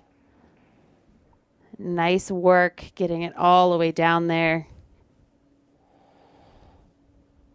Much closer than Paige. Opportunity to make up a stroke. At some point, you just, one of the two, Paige or Allen, you got to get ahead, and then you just got to start counting down the holes. How many strokes do I have, and how many holes are left? You don't have to worry about anybody else. Nobody is in the field. What you can see in front of you is what you're chasing. And Haley still in that conversation. This is where her drive ended up a good 50 feet ahead of Paige and Kat. Oh, yeah. I love that upshot from Haley. Statement shot right there. She's saying, hey, don't you two get locked into this two-horse race. I'm in this battle right now. Yeah, love to see it. And Haley has been so close so many times this season, including when Lisa Fakis won the Silver Cup. It was Haley King who brought it down to the last 3 holes. GMC brought it down to the last hole against Paige Pierce. So Haley is due, and she is really putting it down today. This is a huge, huge opportunity for her.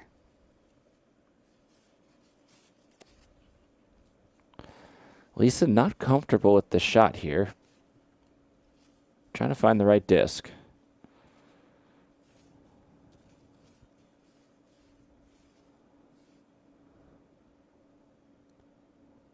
Lisa got a good ways up the fairway from her tee shot.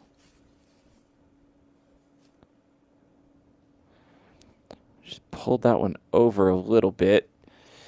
Switching the disc, possibly a little too understable.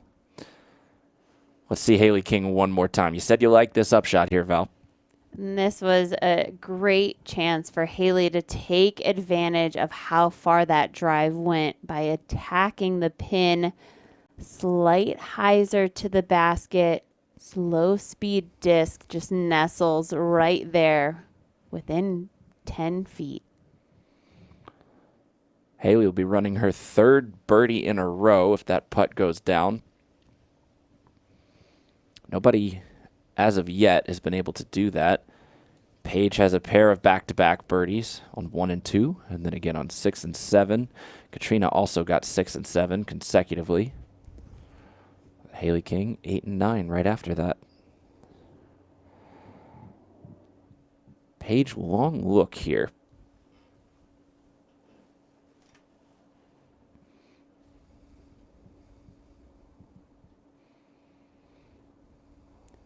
A little practice to the jump putt. You know, Paige is all about practicing her routine, sticking to the same movements every time.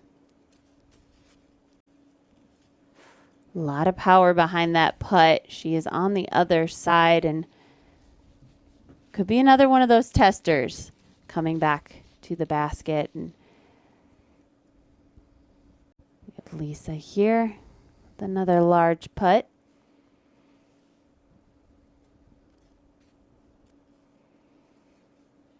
Trying to save par, not enough. Get up and go on that one.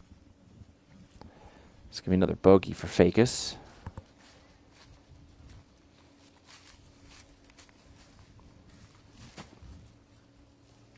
Wow, look at where Kat's disc landed. At the base of the tree there, nestled into the root.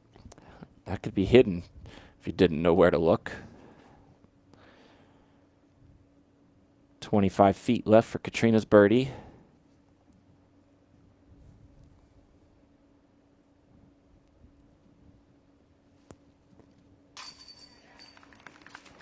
She's got it. Solid stick, right side basket. And to take the lead back. Oh, I loved hearing the putt hit the chains, of course, but hearing the applause and hearing a little bit of the spectators' reaction, something we haven't heard throughout the season. Just confirming Katrina's confidence in that putt. And I know the players really feed off of that. Pierce for par to stay at 1 under. She's good for it.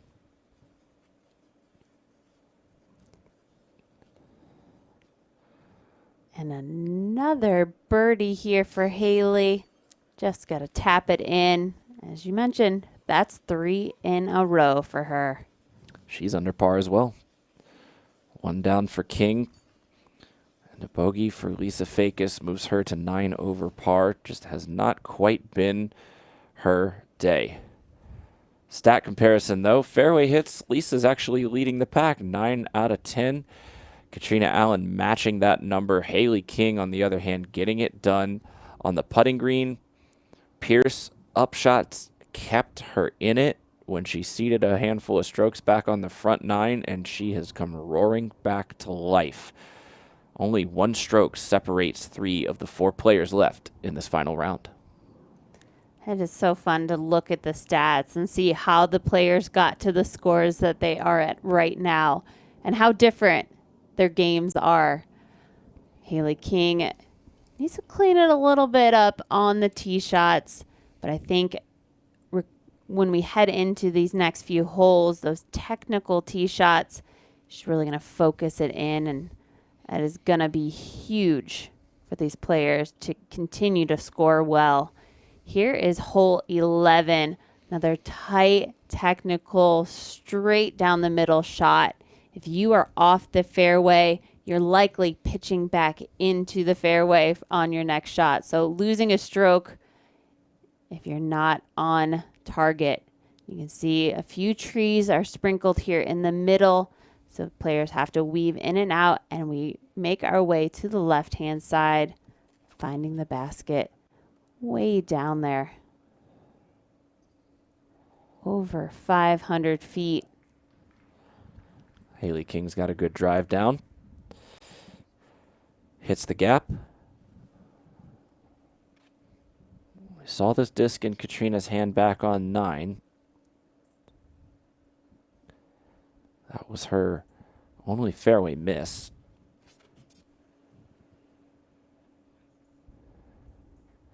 Doesn't miss that one. Wow. Using all of this tiny fairway, flexing that shot.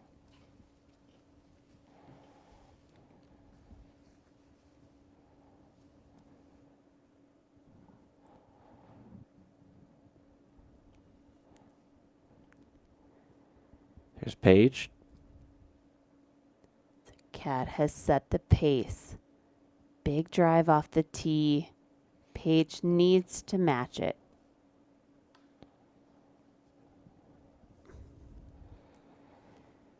Early kick, but not too deep on the left-hand side, but she lost the distance that she needs. So at some point, she needs to make up for that down the fairway. Vegas fairway hits have been good. It's been the bright spot.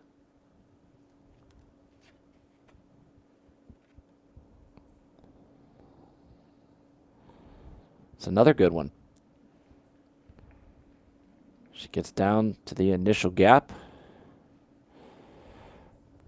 While they take a walk, have your fingers take a walk on the keyboard over to Disc Golf Pro Tour's Pro Shop. Over at dgpt.com/shop. You can get the commemorative gear from the 2020 season. We've got unique artwork for every tour stop that we visited this year. We've got commemorative discs, t-shirts, hoodies, and more. Get a piece of this season before it's gone forever. New styles coming for 2021. dgpt.com/shop.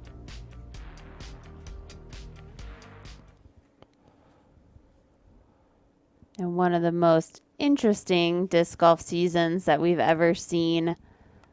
But in the short condensed time that we've been able to see tournaments and competitive play, it has been exceptional. Paige early off the tee. Gonna have to go with a hyzer to get around the corner.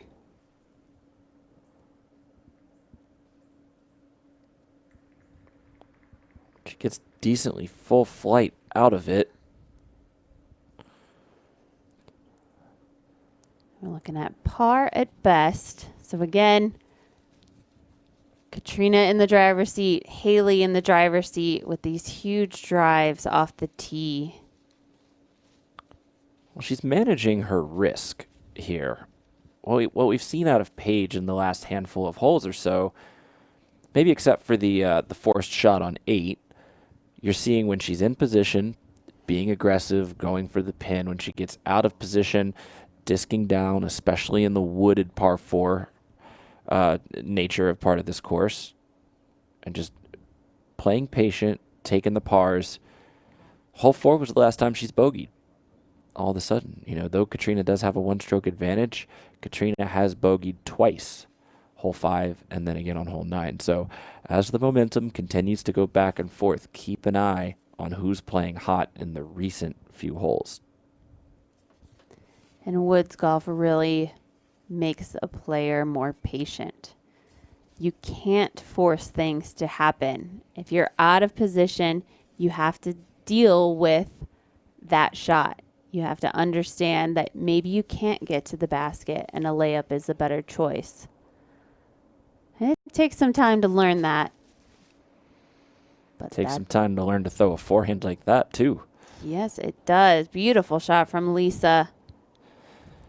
She's just got to start getting it in the basket. There's no way around it. She's a better putter than she's shown today. And while I said the start of these rounds was some of the worst golf that we've seen this weekend, the way these players are playing these par 4s is absolutely the best we've seen out of any group. And there's something to it when we head into very challenging holes like these par 4s. The players know they have to raise their focus. It's going to take all the concentration. Look at that beautiful upshot from Haley. This is the dangerous Haley King right here. When she gets it in gear, when she's focused in, and you love to see it. She's focused, standing over the shot, nice and loose with the caddy. The mentality right now, Haley thinks she can win this. In fact, she knows she can win this. It's all about, can you do it?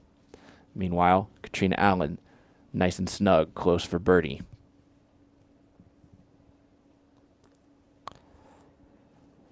Wow, so 3 players inside the circle for their birdie looks. Paige still has an upshot left ahead of her, working on saving her par.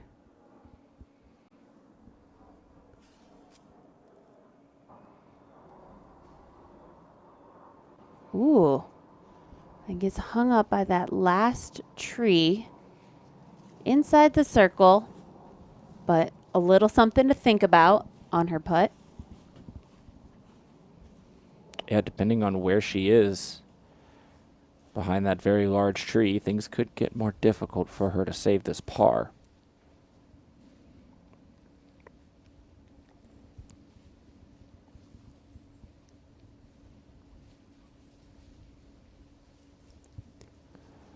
See Paige looking to see what she has to do. Seeing where the competitors are. She's going to find out very quickly that this is a must-run-it scenario.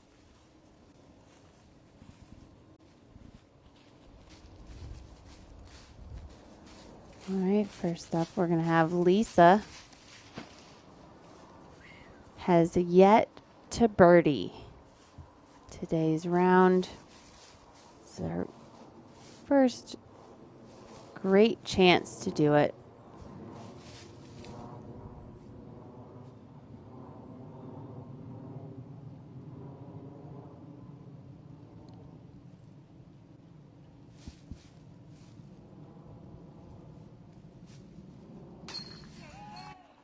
There's a good putt.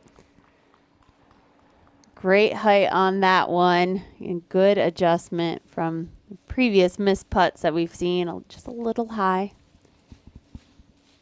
It's got to be a good feeling for Lisa. She's made it this far, but just hasn't got anything going today. Birdie on a scorecard. Paige having to take a straddle. This is so important to hit. She's already losing one stroke on this hole. She got it. Not a doubt. Yeah, she knew she had that immediately.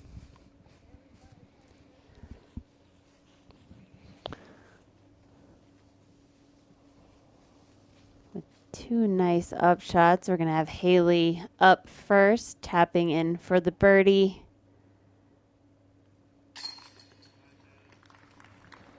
Four in a row. Haley King moves to 2 under par. I loved seeing how she was having that conversation with Cynthia on the bag. Cynthia's keeping Haley calm, not adding to the pressure that's already happening on the course, and that is clearly when Haley is playing her best. Well, we talked to Haley about playing her best, and surprise, surprise, the answer, it's about confidence.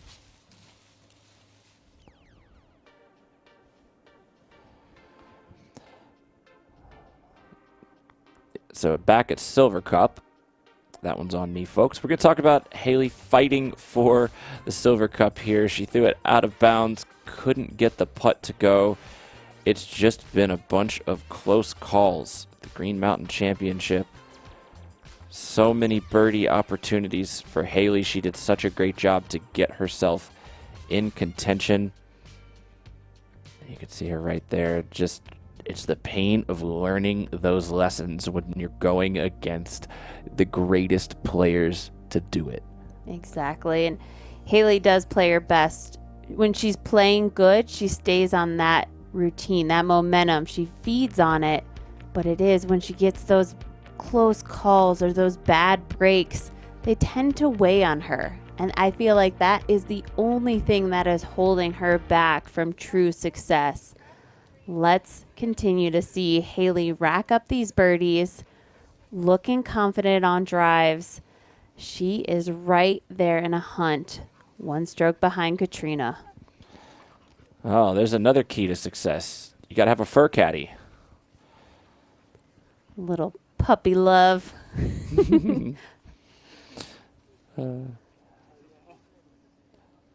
Gotta love the four-legged friends. Seeing Hogan, who might be just the most famous disc golf dog on tour. At least if our producers have anything to say about it. He's been there from start to finish. He's seen it all. Haley King on number 12. Remember, it's the Bushnell big drive hole.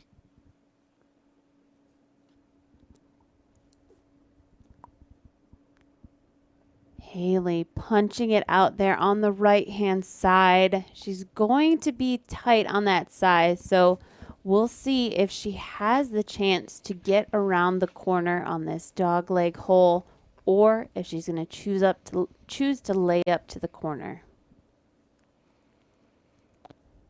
Katrina second to throw.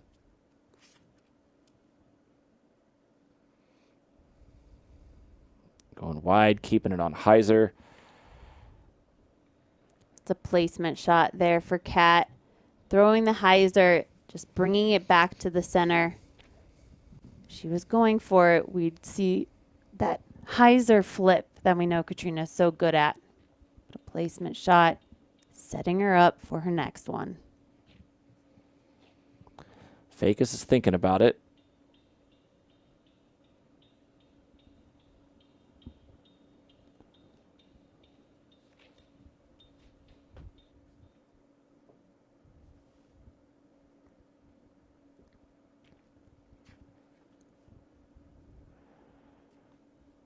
Might have been a little noise behind the tee pad, and that's why Lisa was taking a moment, waiting for it to settle.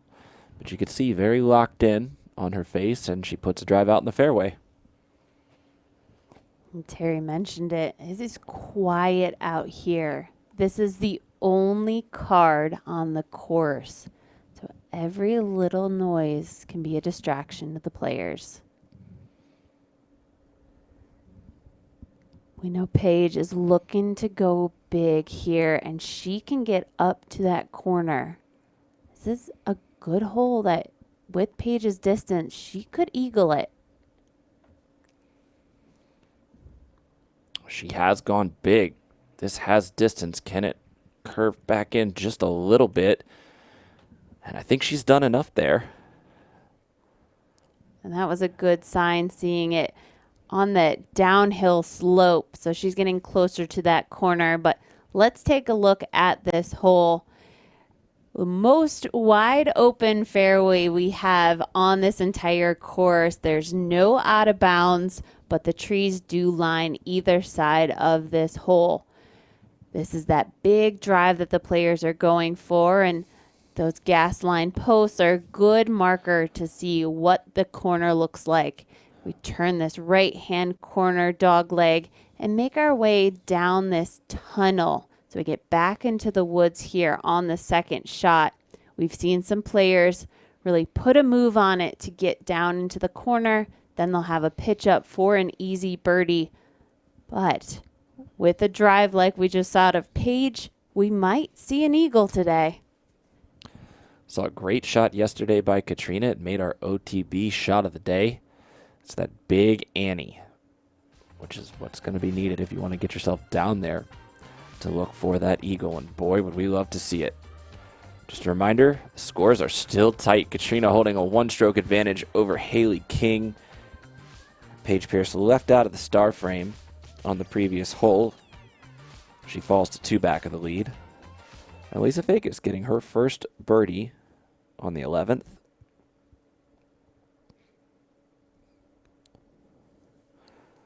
Lisa gives up a little bit of distance to the rest of her card mates, so this is going to be a pitch to the elbow.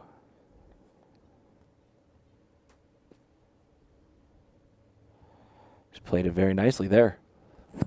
Great placement. She's perfectly in line with the tunnel. And look, Lisa has picked up a caddy along the way. Somebody was saying, hey, you know what? She got that birdie. All right, we're going to get on the bag. We're going to help her out. Swing the momentum back in a positive direction for her. And it looks like Katrina is lining up that Anheuser like we saw yesterday. This is what you come to see, folks. It is so risky if you don't hit the line. But she hit it great yesterday, so she has good feelings. This is looking a little lower, a little tighter. Oh, man, but she got a good skip, kicking her back to the other side of the fairway, but could have been trouble if she had hugged it too tight on the right-hand side. Yeah, it looks like that one flipped a little quickly on her. Wanted to do more of a slower, unwinding kind of turnover. It's an easy mistake to make.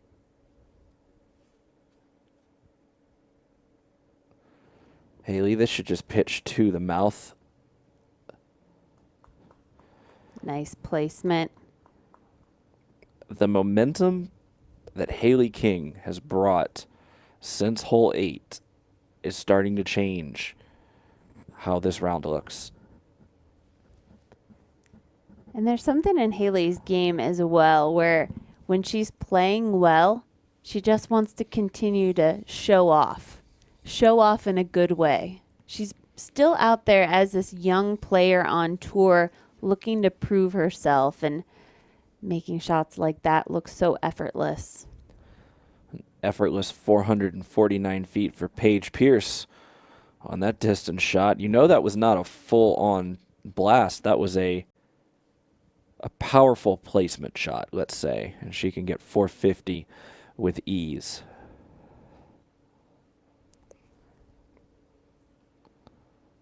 Nearly making it to the turn. Paige is going to have a good chance here to get around the corner with this Anheuser.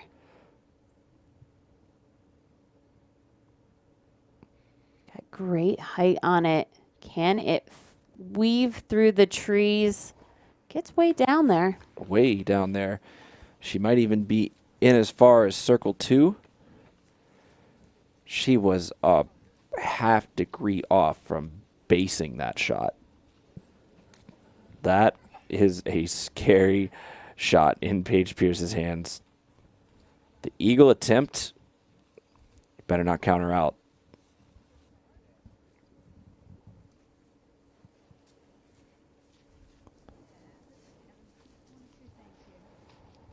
Lisa's going to like where she is now.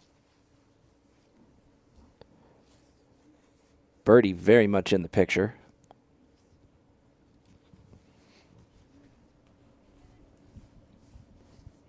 Nine strokes back of being in the mix. Lisa just has a few more holes left of her season, but looking to make the most of it. It's another great opportunity for her to take a stroke off of her scorecard. Not an easy shot, though.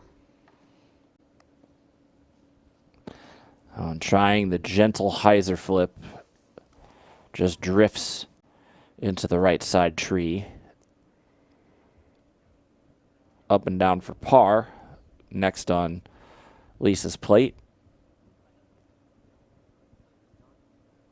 And really, I can't even describe it in words. Just even though that is a straight shot that Lisa threw, it's a highly technical shot. Not only on the release, but choosing the correct disc to fly that straight path the entire way. As close as Katrina is, she can throw a slower disc and just slide it up. Inside the circle, she's got a birdie putt coming up.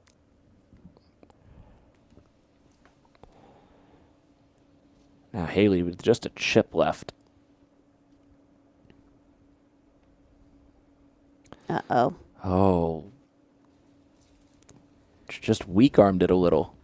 Yeah, we've seen that on some of these relatively easy sidearm approaches where Haley just doesn't give it that full effort, that full pop. So now she has a putt ahead of her when we thought it was all lining up for an easy birdie.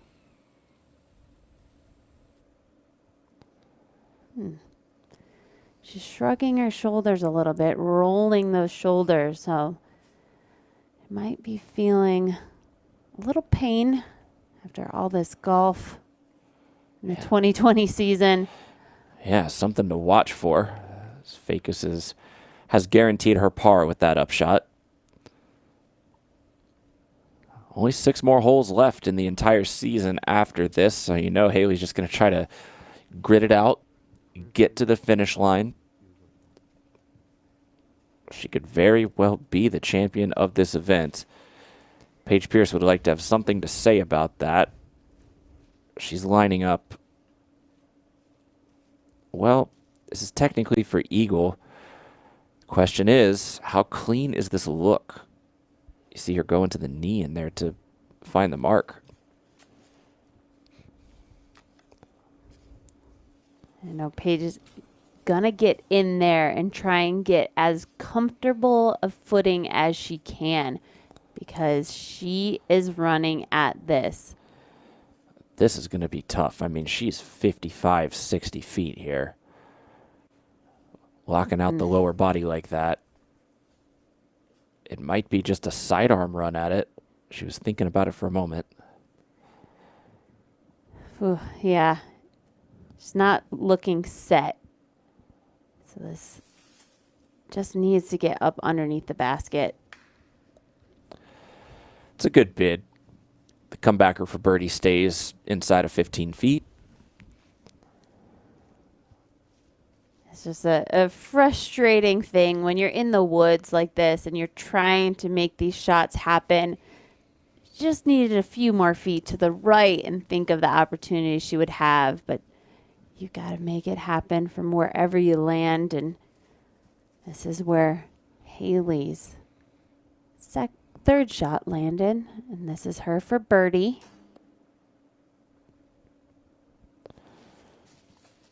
Yeah, and that's more on the upshot than it is on the putt. It's a difficult putt to make, not a super high percentage look.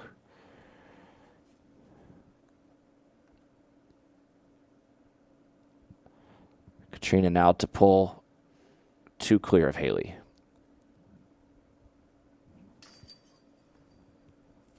Oh my gosh. To me, that looked like it was resting on the rim, but that was just caught in the chains. Oh, that was a weird moment for me. Sorry Scary about moment. that. You having flashbacks? Yeah, I don't know what happened. But good putt from Katrina.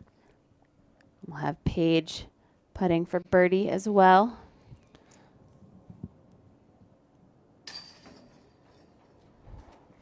Paige's birdie moves her to 2 under, tied with Haley King.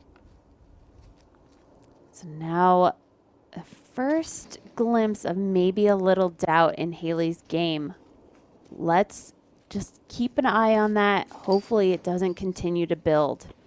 She's been playing so great up until just that last upshot.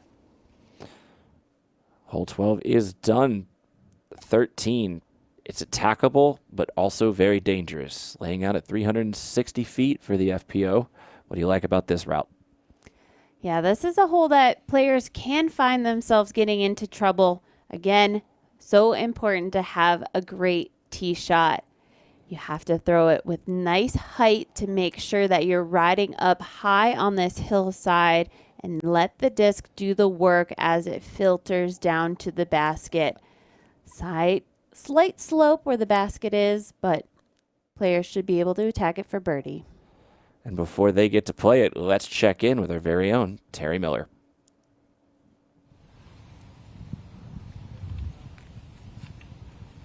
Thank you, Jamie. Terry Miller checking in here on the green of hole number 13. It's one of the longer walks that they have from the basket of 12 up to the tee of 13.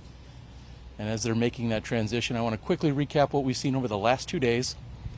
In the 20 opportunities that we've seen this hole played by the FPO division, we've only seen 3 birdies thus far on this 360-footer. Only one of the competitors found in today's final lead card has captured the birdie, and that would be Katrina Allen.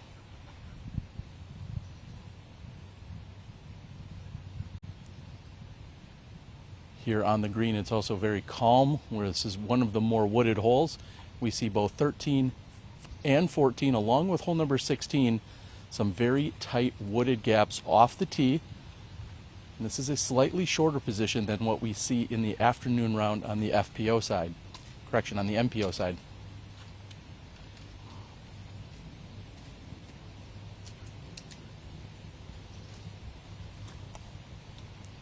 As the rest of the crowd and gallery sets up just behind the players. Should be ready to go here in just a moment. This really plays as a hyzer flip up for some of our competitors, needing to get at least halfway through the gap, and this one's coming in perfectly and pinned within 15 feet. Maybe I'll even say 10 feet from the pin. It was a great shot.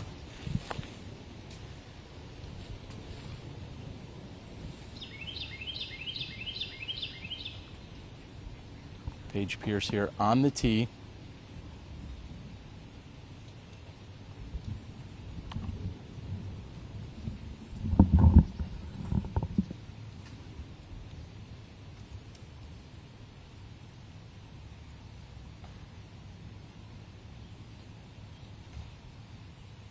Paige hoping to duplicate the effort we just saw by Katrina. This is a little bit wider, and it's coming out. It's going to be on the high side with a downward putt looking at the basket. This green not as fast as some of the other greens we find on the course. However, I mentioned earlier, plenty of leaves out here. So if something does hit flat enough, it could possibly get up and skip a little bit past the basket.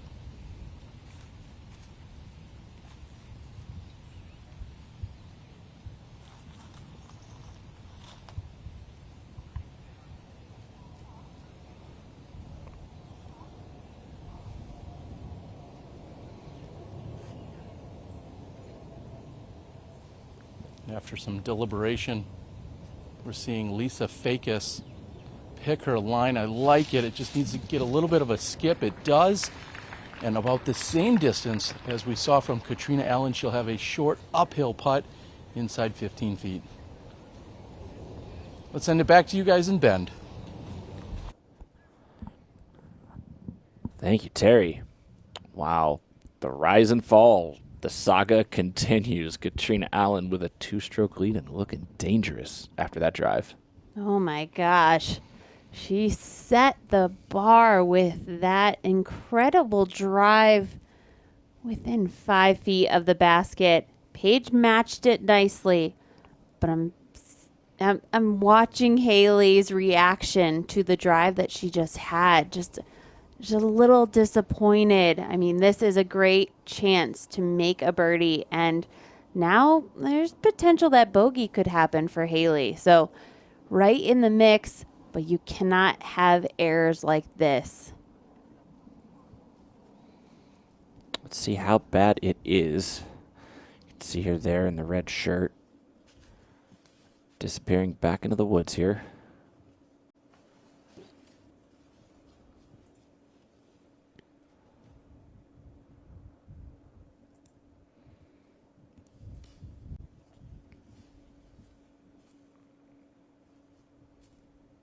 And some of these fairways, if you're just off a little bit, you have these bushy trees, and they're full of leaves right now here, still early fall.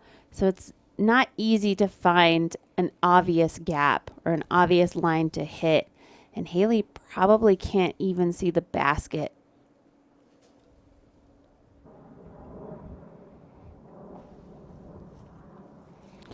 That's a good shot there. Haley's had to do a lot of scrambling today. 6 attempts. She's 50-50 on it. Made 3, missed 3. Now, the 3 that she missed were out of bounds strokes. All 3 of those holes are her only 3 bogeys on the day. So she's been able to scramble for a couple of pars and even for a birdie on the par 4. But this one might be the most important, given where we are in the round and what the scores are. Wow, and this is a large putt, but to only lose 1 stroke, she needs to hit it. You could see the hillside, she just pushed it to try to get the distance. Ended up pushing it right. So frustrating. She was on a run there from hole 8 to hole 11, and all of a sudden, the strokes are starting to add up. With Paige and Kat nearly underneath the basket.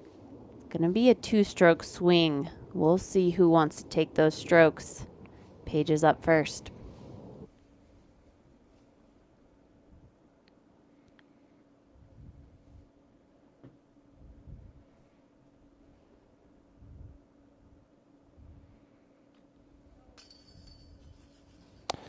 Paige misses from inside the circle.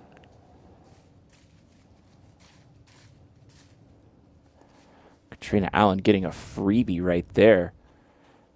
Parks the hole to put pressure on the card.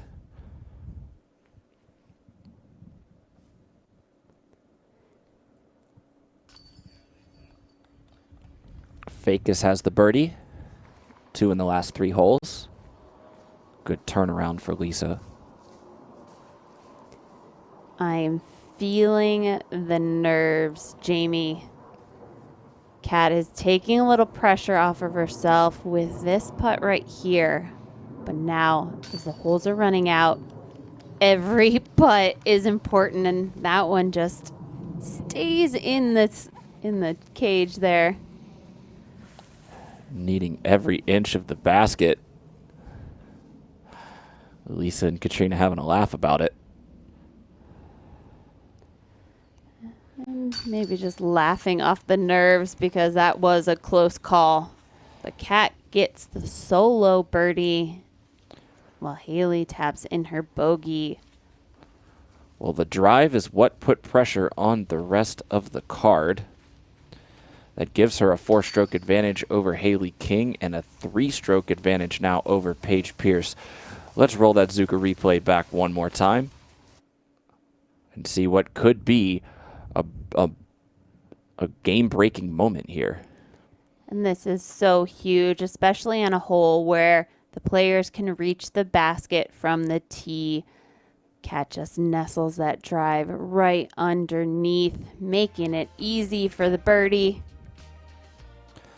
I don't want to make the obvious point, but given that it's a 3-stroke deficit, you have to start thinking back to that triple bogey that Paige Pierce took on number 3, because outside of that, Paige, 6 birdies on the round. Katrina, 7 birdies on the round, but 1 more single bogey, which is 2 single bogeys for Katrina, 1 for Paige. So the difference right now that really stands out on the scorecard goes back on hole number 3.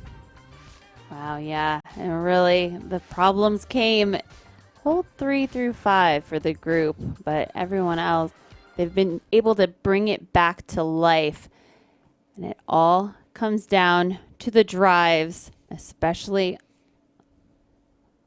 on hole 15. 14. 14. 14. I'm a hole ahead. This is actually the right one, but a gauntlet type of hole at 325 feet. Accuracy is key as the disc fades off to the right-hand side here, but you can see there is this clear opening to get to the basket.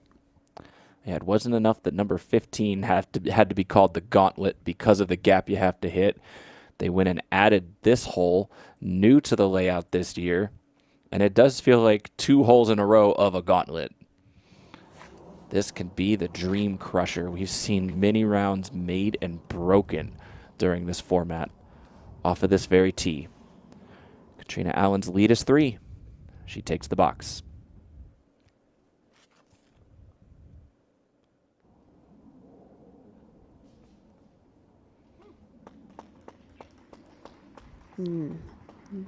Wow. Fantastic shot in that moment.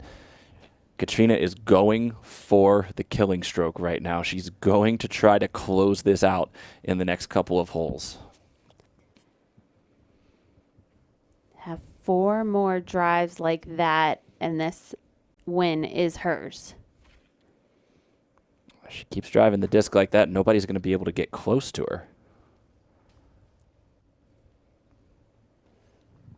Lisa making her way all the way down the fairway there, almost even with the basket.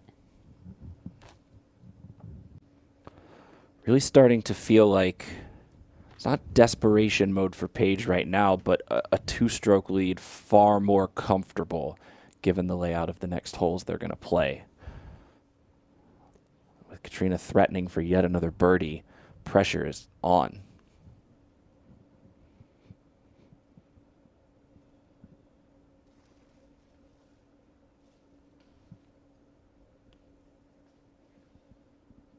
And a generous couple of touches from the trees keeps Paige out of the rough.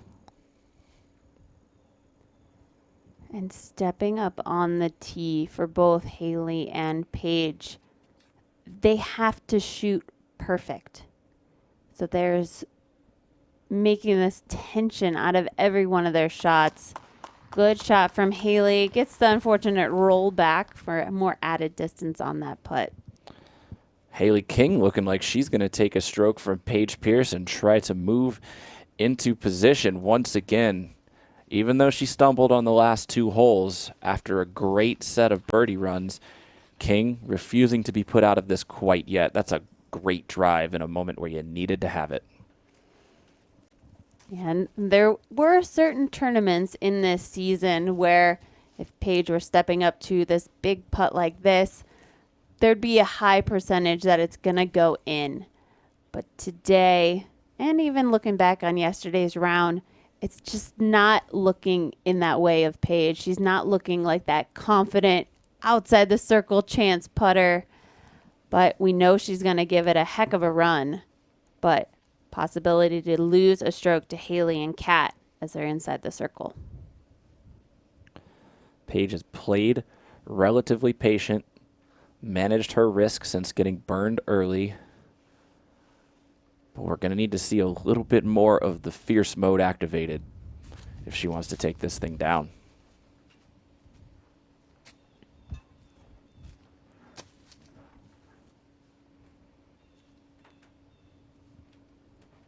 She's got a clean look at the basket.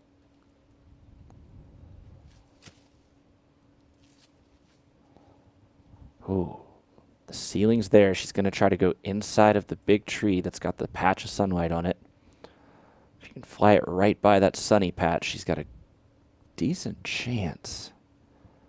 It's got to have force. Begging for it, but not getting the height.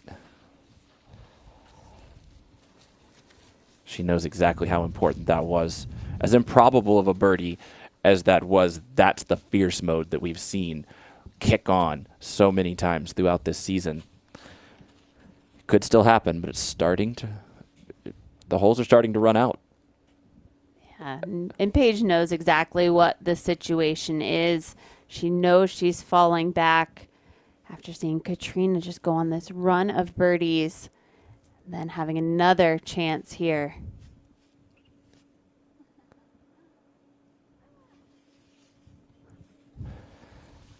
Lisa taking an interesting line to that pin.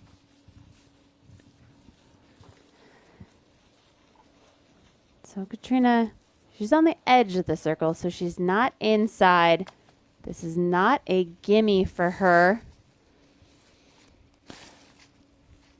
This is her 4th birdie look from circle 2 on the day. She's hit 2 out of the 3 she's seen so far. Needs to hit this one to continue to build. It was a good stab at it. Just a little bit inside left, crossed over. The door is open. There's one stroke for you, Haley, if you want it. Let's see if she can hit this putt for birdie.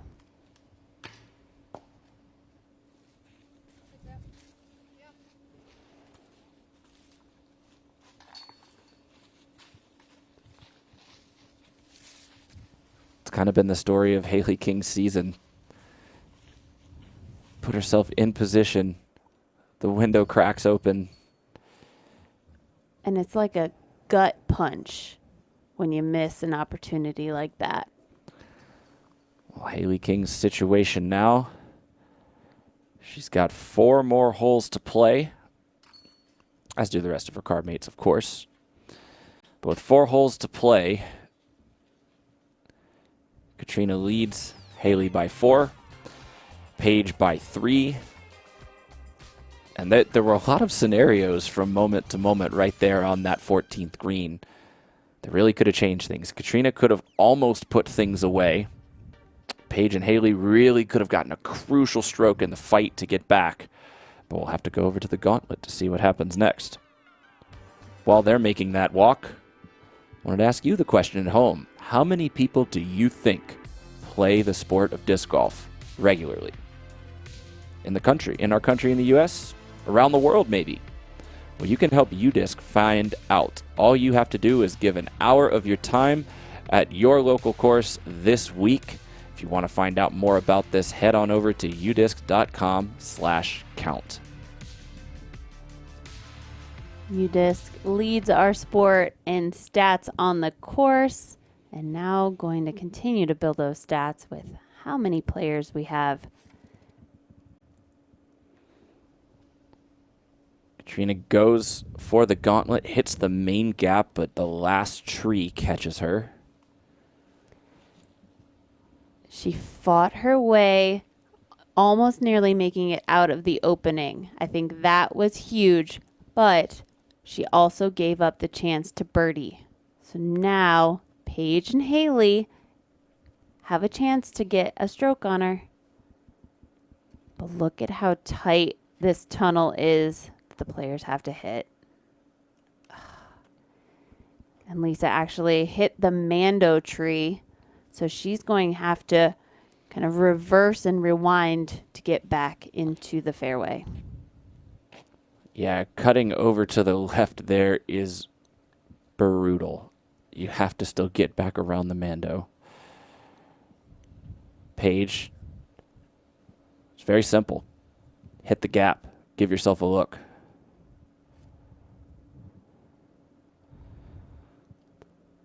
She's been throwing this clear disc dead straight all day.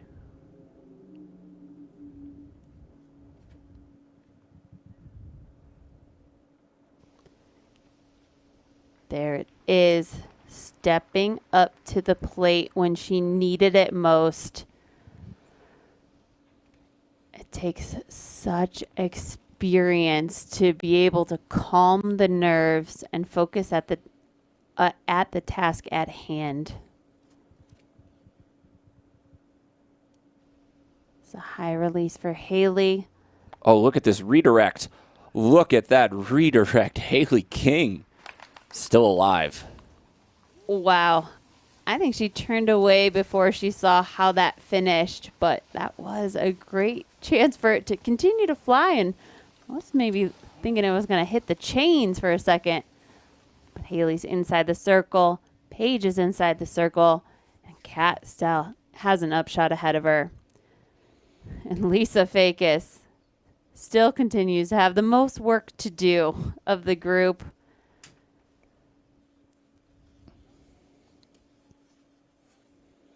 Lisa just pitches back to the Mando. She'll walk over and approach the green from here. Straight away.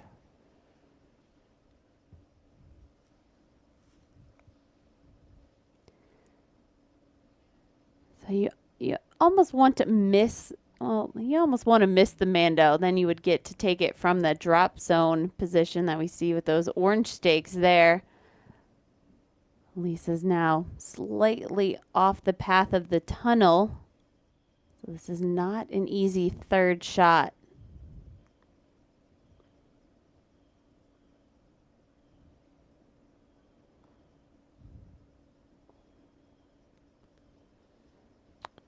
And she is going to have a long look for bogey. Could turn into a double quickly here.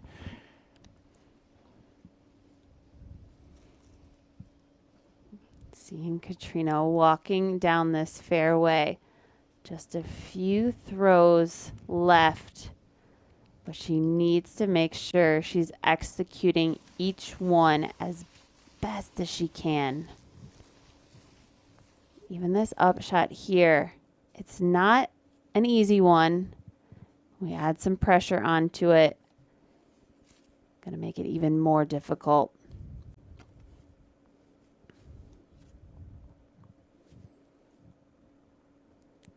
She has to get it up at the top of this hill Needs to put it underneath.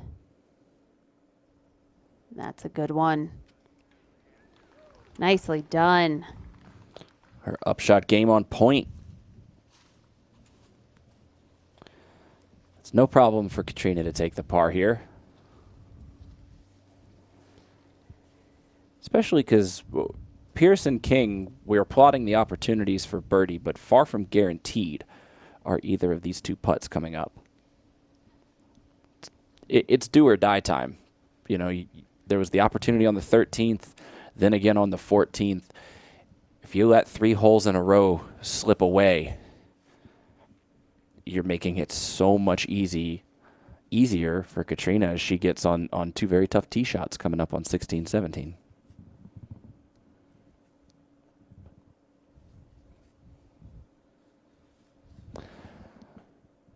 And we were wondering if Haley King saw what happened.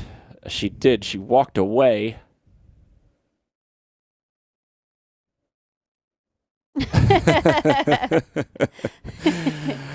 Oh my, she says.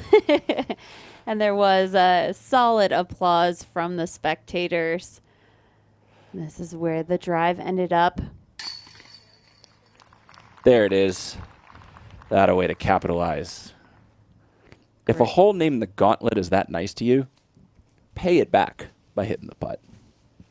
A solid putt. It was just inside the circle. Haley's going to gain a stroke on Kat. Let's see if Paige can do the same. Slightly uphill. Knocks it down. Reducing that lead by 1.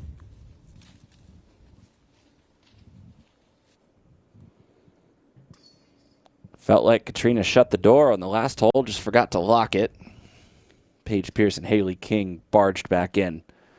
Suddenly, it's a 2-stroke match. 3 holes to play. Hole number 16, though, no easy task. Yeah, and in the way I've been describing this hole for the last 2 rounds, I feel like these players should be getting to the basket, but it is playing way harder than it seems. Players have to hit this tight gap, make their way as far as they can to get around the corner. We've got a slight downhill slope as we make our way to the basket, and it fades off to the left-hand side. I'm expecting to see the players throwing this route while there are 2 tunnel shots, as we'll see there on the course map. But the main gap is this right-hand side the entire way. It's tough to hit the opening, though. So if you don't hit that, there's a lot of work that needs to be done to get back into the fairway. Oh, and did I mention there's out of bounds? Oh. That out of bounds is not the easiest place to find, but it has put out a number of players, including Paul Macbeth. Heavy favorite to make the MPO finals. It was the OB on 16 that ultimately did him in.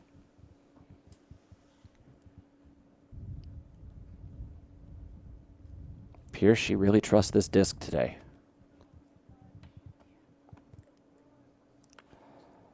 Has not even made it into the trees. Paige clearly frustrated with that missed opportunity.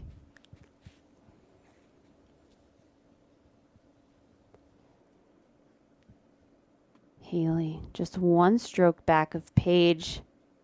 If she can get down the fairway, she can make that stroke up easily on this hole.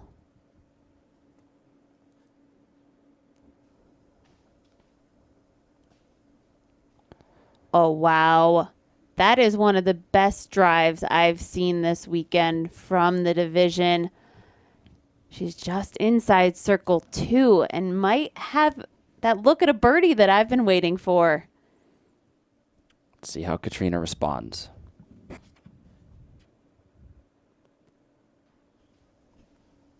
That is low, riding the hillside, catches a tree before making the corner. And the low line right there, that's the line that can get all the way to the pin. There was literally just 1 tree left. That's a little bit inside of the initial part of the gap. That's what Katrina found. Here's Facus.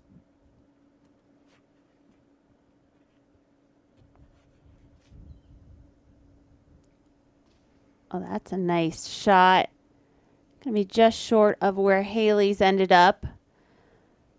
But man, Paige is gonna have some work to do to get down to the pin to save par. Yeah, Katrina, it's going to be questionable if you kick into the middle between the main fairway that you're talking about and that left side tunnel. You can be in a lot of trouble really quickly. But it's Paige Pierce right now. Has not yet found the gap quite yet. And I think, yeah, she is short enough where she does have a couple of options. She can go the left-hand route or she can go the right-hand route. Looks like the right-hand route is going to be the option. She's inside of 250 from here. Downhill. It's clean. Oh my. That was huge for Paige. Keeps her alive. Keeps her in the hunt. Whew. That was a great save. Let's roll that back one more time. Let's talk about why this was such an important save. The elevation differential. You've got to drop it in and not run long into the OB. She finds the perfect line and squeaks through those last couple of trees. And to get the bonus skip and roll closer to the basket, gonna make that an easy par putt. Now, what does Katrina Allen have? Because suddenly there is some pressure. Only a 2-stroke lead right now. And if you're in the middle, this is by far the hardest place to access the green from. And she's actually really high on the hill, but she's got a hallway.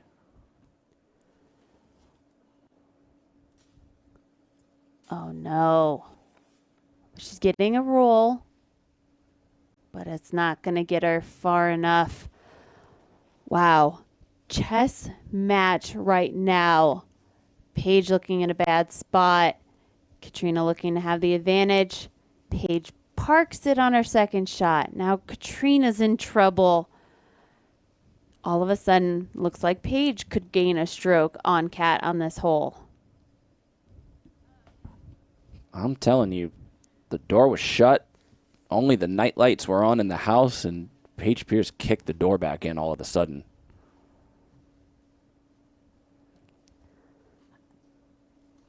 I'm getting so anxious because I have no idea what is going to happen, especially playing in the woods. It's a game of inches here and there, and even with Katrina having these few strokes over Paige and Haley, it's not enough. It's not enough with these very challenging holes to finish up on this course. Well, and likely we're going to see the layup here. I mean, you can't give more than one stroke to Paige. Katrina knows it. Toast the koozie on the way by. Sits about 3 feet out.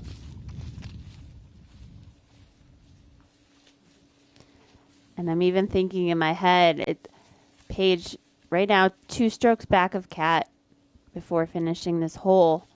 That's 2 strokes back to tie. So we could possibly see another playoff.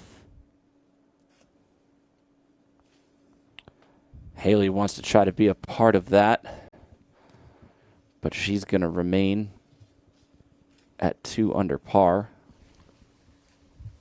Couldn't get the bonus birdie to fall.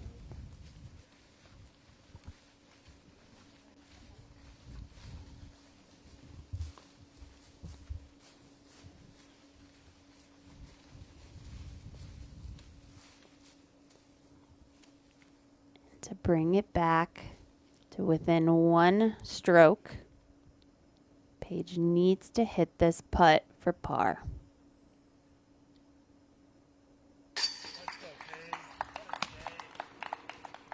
Knocks down the 12-footer. 2 more holes to play.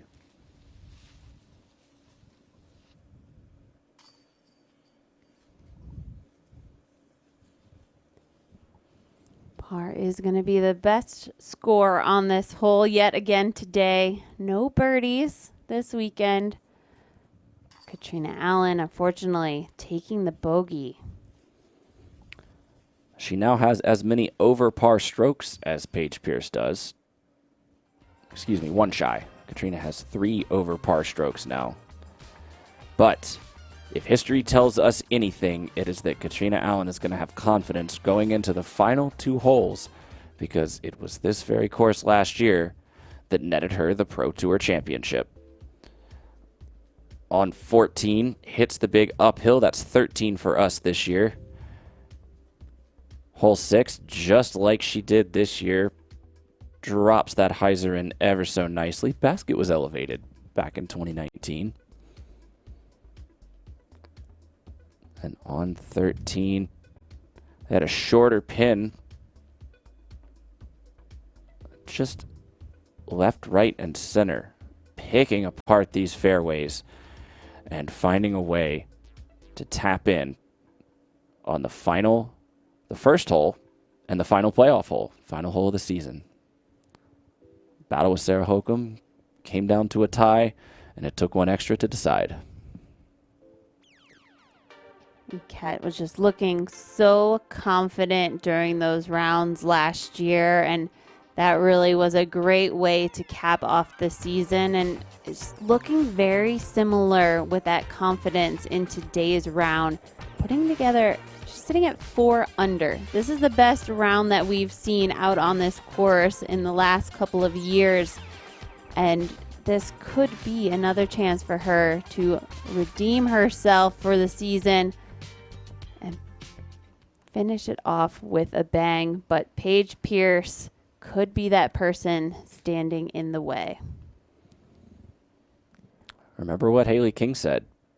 She was thinking 4 down to 7 down range would win this event. The lead is at 4. Paige 1 back. This tee shot is so important to get way down there. It's a long par 4. Uh-oh. That's trouble. Birdie almost certainly out of the equation with a rightward kick. She's going to have a good recovery shot for her second, that's for sure. Haley, who's 2 back, gets a late kick, but not a bad one. Stays in the fairway.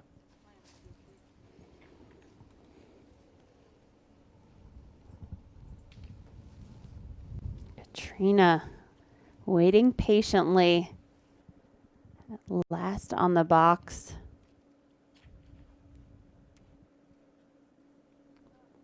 Ooh, squeaking past the trees. First couple anyway. The 3rd or 400th one on the fairway got to her.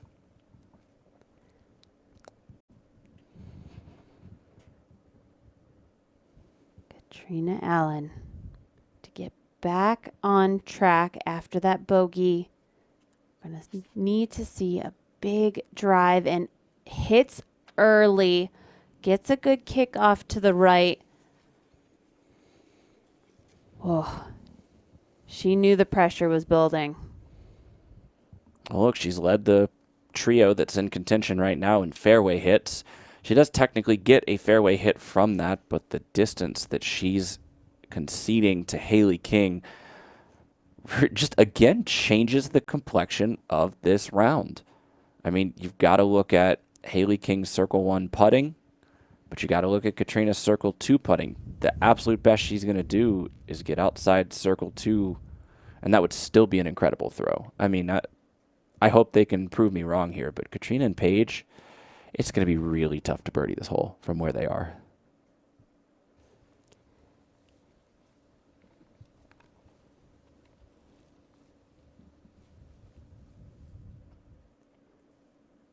Katrina choosing a standstill. Focus on the accuracy of this shot. Oh, and that's not going to give her too much distance. She's still there on the left-hand side. I have about 250 feet. Things going sideways late on Allen. The bogey on 16. She pulled the upshot back on 16 when she went to the sidearm. Little nervy on the drive, and then missed inside on the upshot here. We've seen many people on that inside corner on 17, and it can really add strokes to your score. So she's in a situation.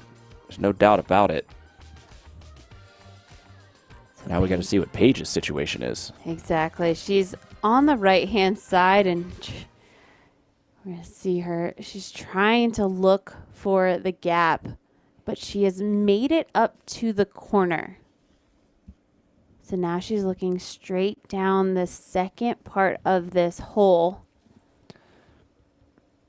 And I think she's just trying to get to the corner here, right? I mean, now that she's seen Katrina throw twice, that's important because she can just play for par and know that it's a coin flip right now. She could get a stroke just by playing safe. Yeah, this is seeming to be just a pitch out, but choosing a sidearm to hit that line.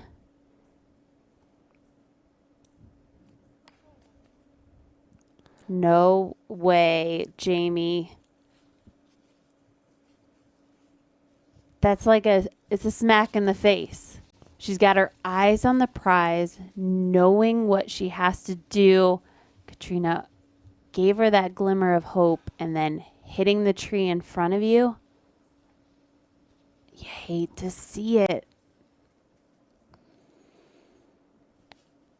Paige is third now.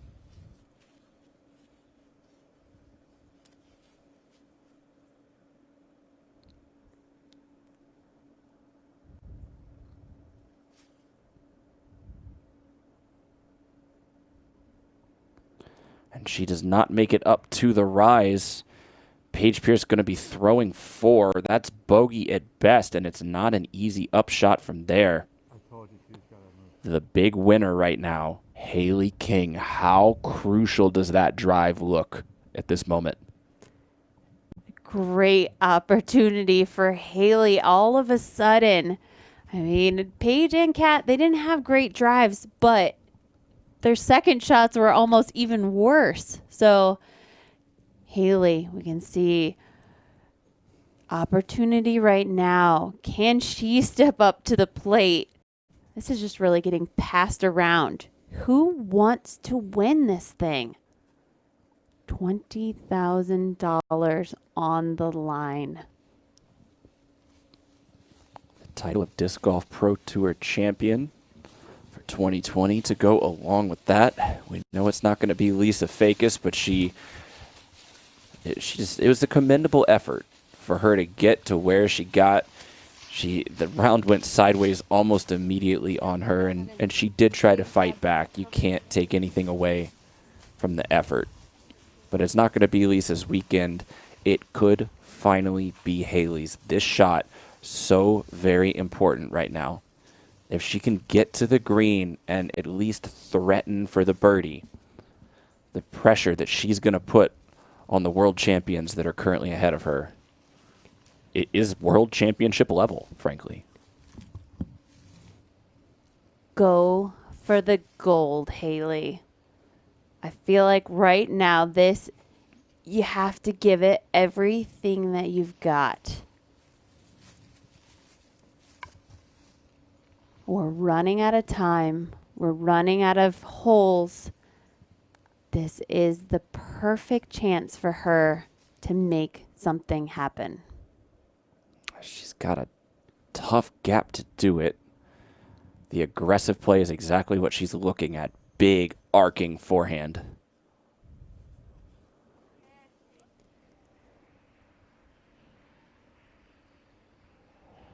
It's such an extreme angle, and I think she made it up. She may be near circle 2, but Not quite the amount of distance to make it an easier putt. Still, the opportunity is there. As we know, Katrina's here still fighting to get around the corner on her third shot. I mean, it's going to be a similar requirement in terms of shot shape to get aggressive, but Katrina has more of a ceiling and less of a pure window to force this Annie.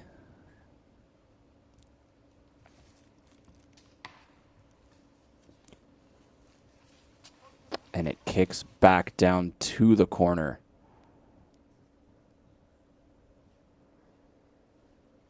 So close, but yet so far away. All four of our players within 300 feet of this green, but nobody can seem to get there right now. I'll go exactly back to what you said, Val. Who wants it most? Everybody's made a mistake in the last couple of holes. Who wants it? My brain is exploding, Jamie. You could just tell there's so much tension on every one of these shots, and these players are really struggling in one of the most crucial moments right now. It's kind of back to how the round started. I mean, the middle part of this round, we were seeing some really dialed shots, some great putts, but it has started slower, and it's going to come down at this moment to who makes the fewest mistakes between now and the 18th green. Absolutely. You can see Paige finally out here in the more open part of the fairway. But she's going to need to get this up and in putting range. Katrina and Paige are bogeying at best. Absolutely. At best. This basket's on this elevated platform. Putting can be an issue. So at best, Paige needs to park this to drop it in for that bogey.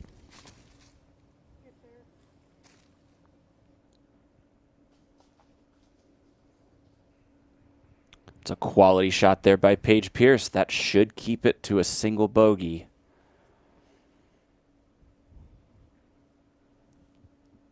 Katrina, she's got to get up and down from here.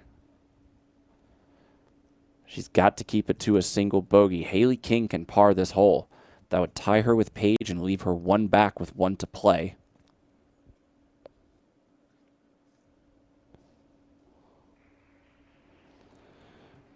Oh, I don't know, Jamie. That's still a tester. And seeing where that landed, she might even be behind that tree. So it's not a putt that you want to run for, but Kat, at this moment, she has to do it. She's going to have to trust her long-range putting, potentially in circle 2, where she's 50% on the day. That's a comforting number from distance. Fakis gets up nice and close.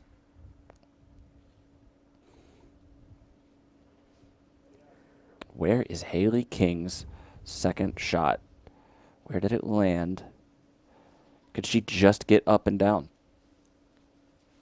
She might be tied for the lead going into the final hole if she could just get up and down.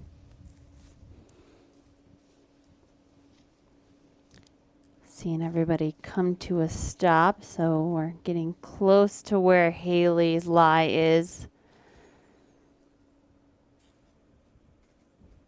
It's just right there. 150 feet at most.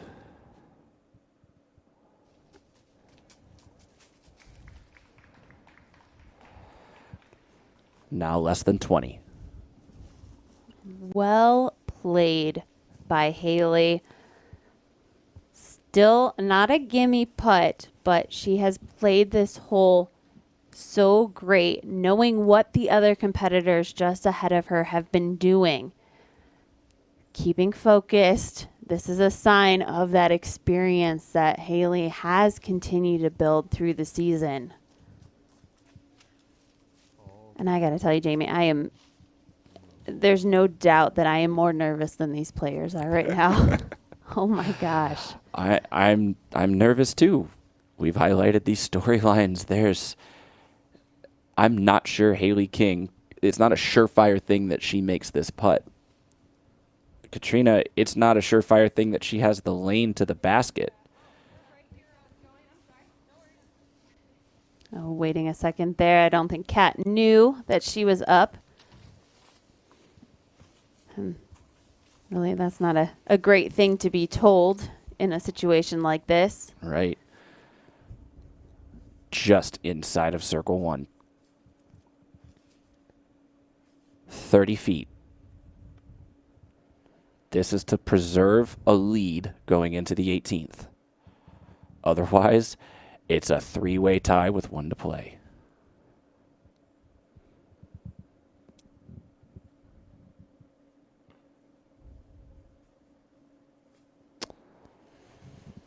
The putter that was working well from distance in the middle of the round.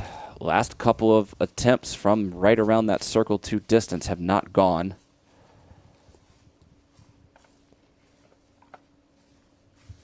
And on an elevated basket, you can't count any putt before it's in those chains.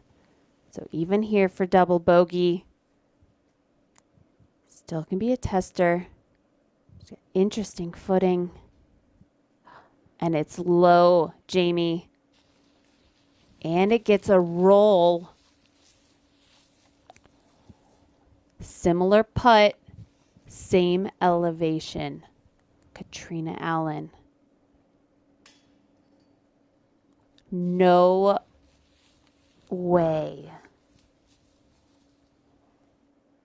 We've seen this happen before on 17, and it clamps down on Katrina Allen right now. That is going to be an 8. A quadruple bogey.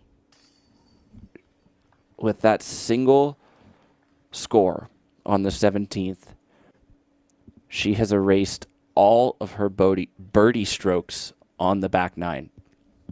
Katrina Allen now at even par, and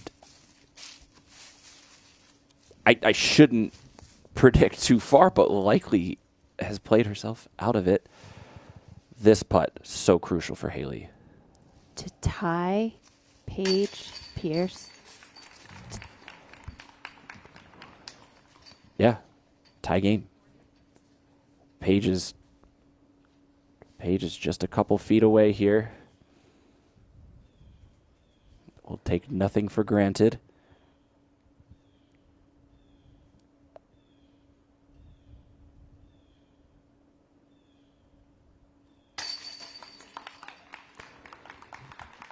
With one to play, just like in Vermont, it is Paige Pierce and Haley King. Can Haley overcome the demons of the Green Mountain? Oh my goodness. I cannot stress enough how important that putt was for Haley.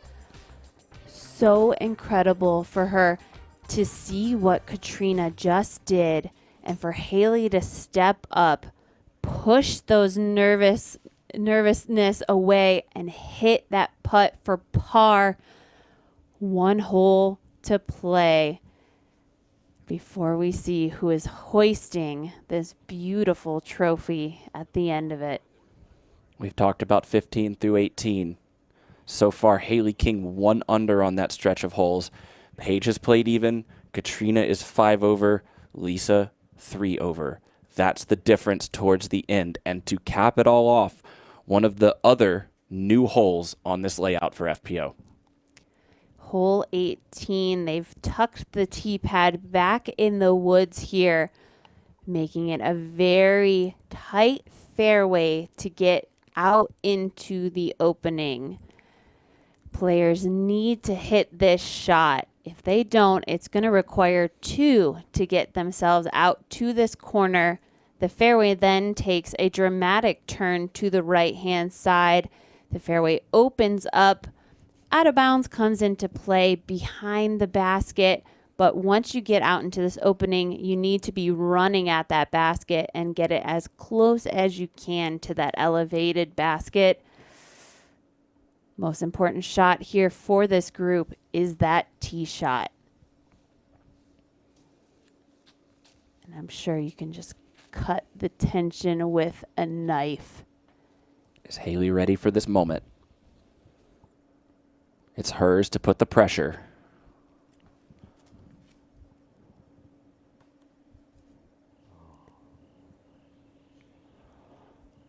That offline almost from the beginning, not the worst kick.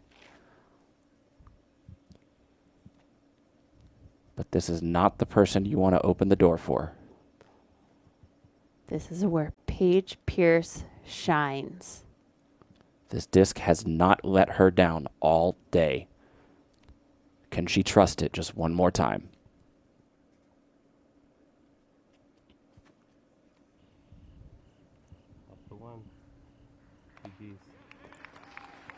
Oh my, Jamie. Massive shot from Paige Pierce with that go-to crystal fierce that she's throwing on each one of these fairways. Fakis trying to bend it out the gap. She throws a very nice drive here on 18.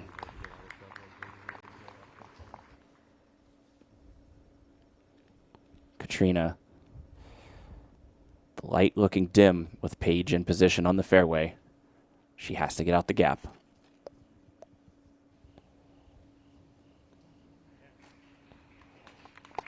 And she does. One hole is what Katrina Allen is going to be thinking about for days and months to come after this event. That one hole on 17.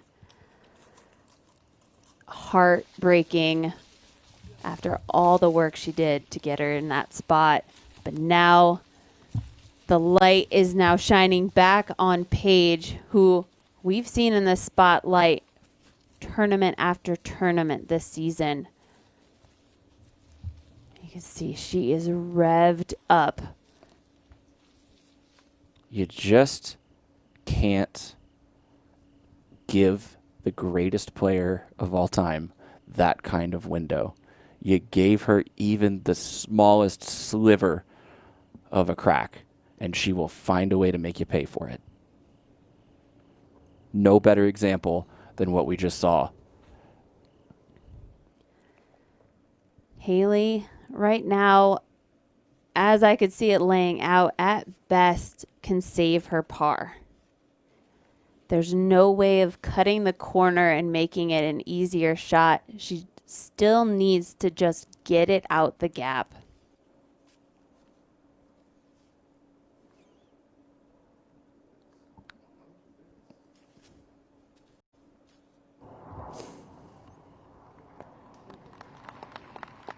There is a heroic reaching sidearm. She gets a good amount of distance out of the gap and around the corner. That's going to do a lot in terms of getting that par you're talking about. Whew. Tie ball game. Now the pressure is going to be on Paige Pierce. Can she put it underneath the basket from where her drive landed? A birdie ices things. Putting it inside of 10 feet or so right here would just slam the door in such dramatic fashion. It'll be Katrina first.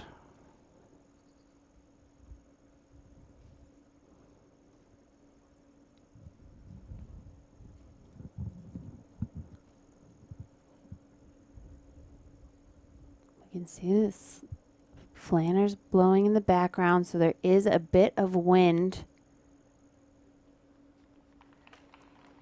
That's an excellent shot there for Katrina. That is how it's done.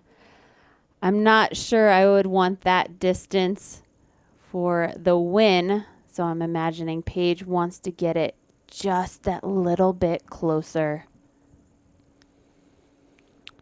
Pierce measuring out the final fairway shot of the 2020 season. This shot right here, if she can get it underneath the basket, the tour championship is hers. $20,000 on the line for this shot. Her heart has to be racing. Her palms have to be sweaty. This is a huge moment.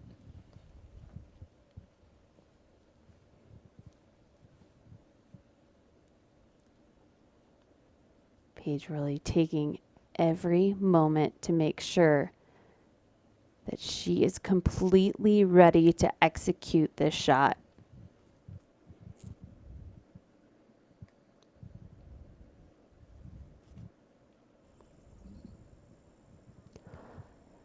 Early release, not coming back to the basket, and almost going out of bounds, Jamie.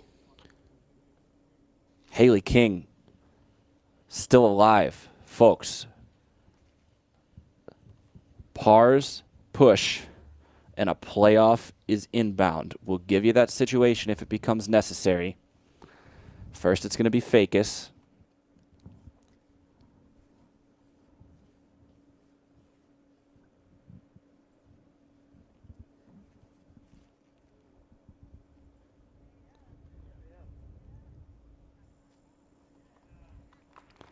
Fakis' drive finds itself about 20 feet away.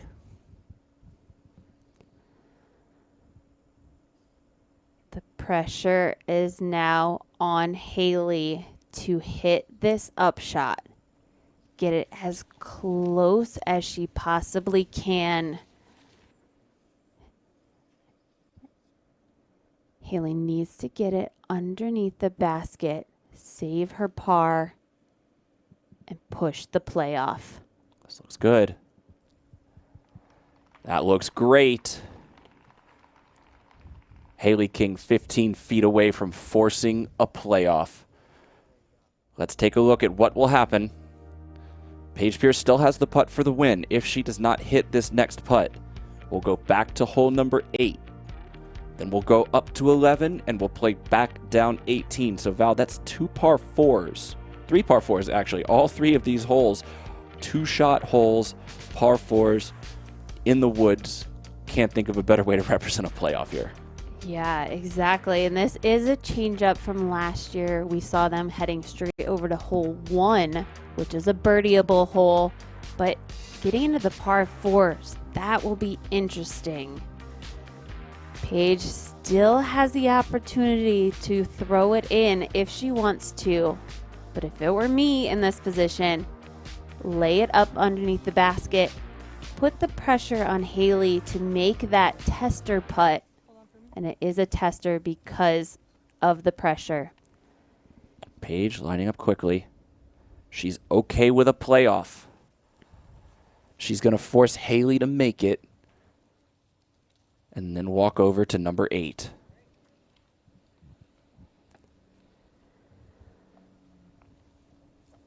Laying it out there for Haley to match.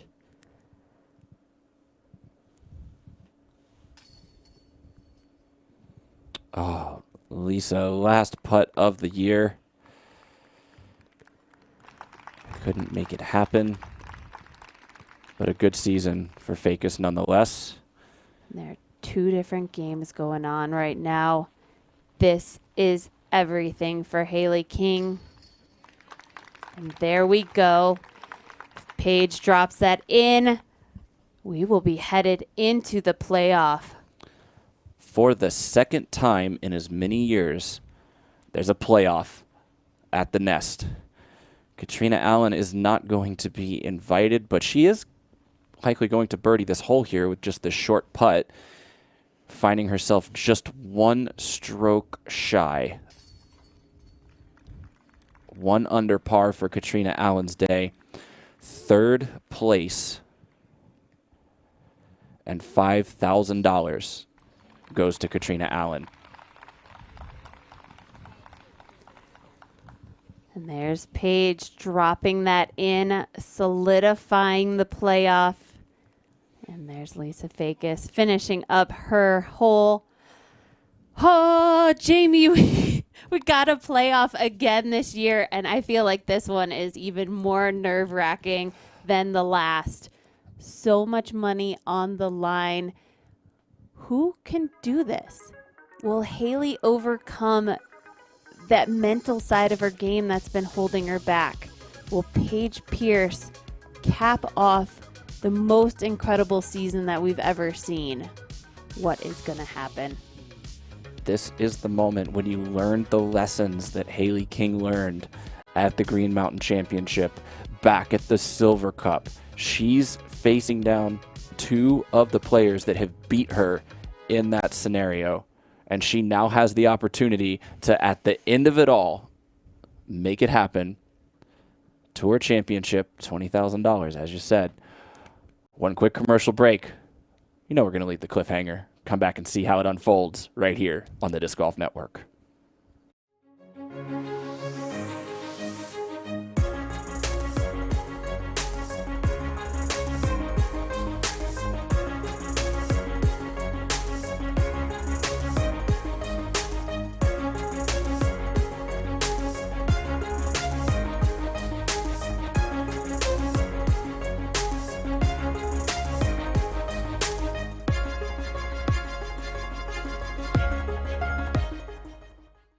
Hi, this is Dave Felberg, the 2008 Disc Golf World Champion, and I'm here today to talk to you about Pro Pool and their training products. I used to be a dipper.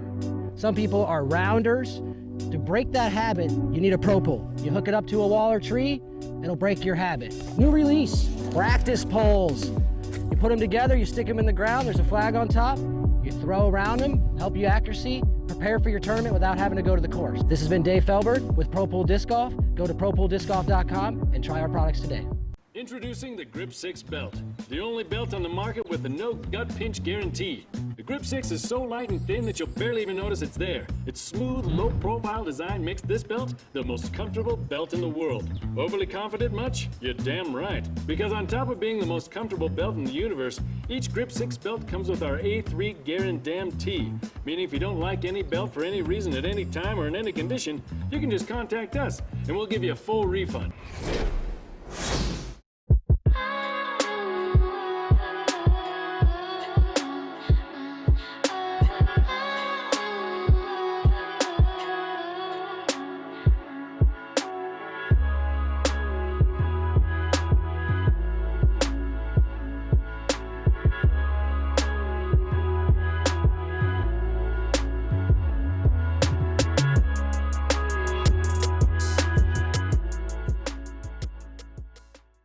Hey everybody, I'm Paige Pierce, and today I'm going to talk to you about my 2020 Tour Series disc, the Buzz.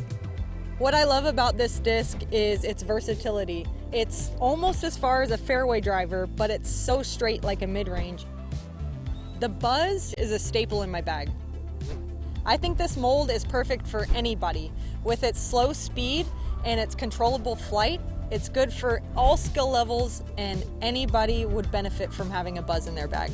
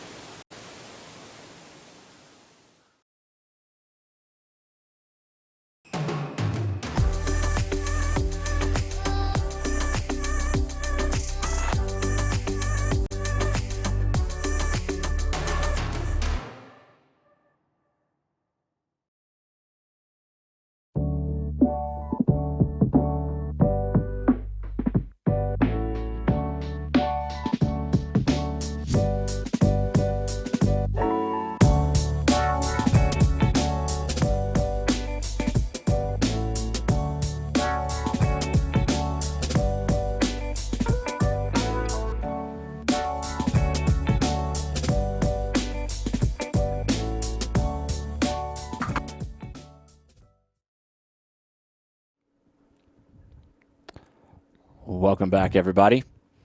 We are on the precipice of a playoff to determine the 2020 Disc Golf Pro Tour champion in the FPO division. It's the great one versus the next one. Two greats in this sport. Paige Pierce has proven herself time and time again. Val, you know those battles very well from your days against Paige. Haley King looking to maybe be what Paige Pierce was to you during those times. It's the battle of the up-and-coming versus the established and experienced, and Hornets Nest is going to decide it all. Yeah, and if these 18 holes weren't pressure enough, a playoff, a sudden death playoff, is one of the most challenging things for a player to. There's so much pressure and so much tension on each one of these shots, and those moments from when you drop that last putt in until this playoff starts, their hearts are just racing. I can't even tell you how amped up these players have to be, but the nerves are extremely high. You mentioned it.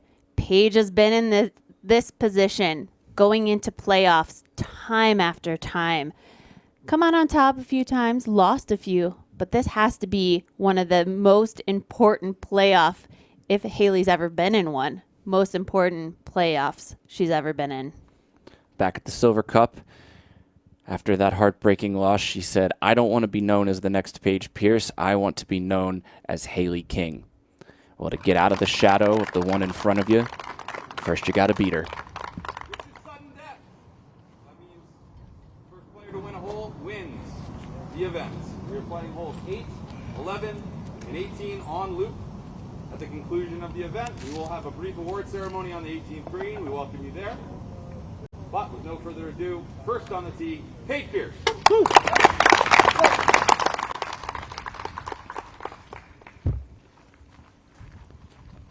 Back to number 8.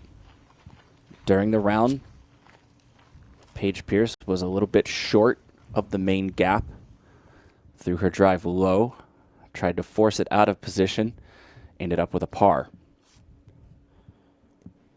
There's such an advantage of being the first player on the tee.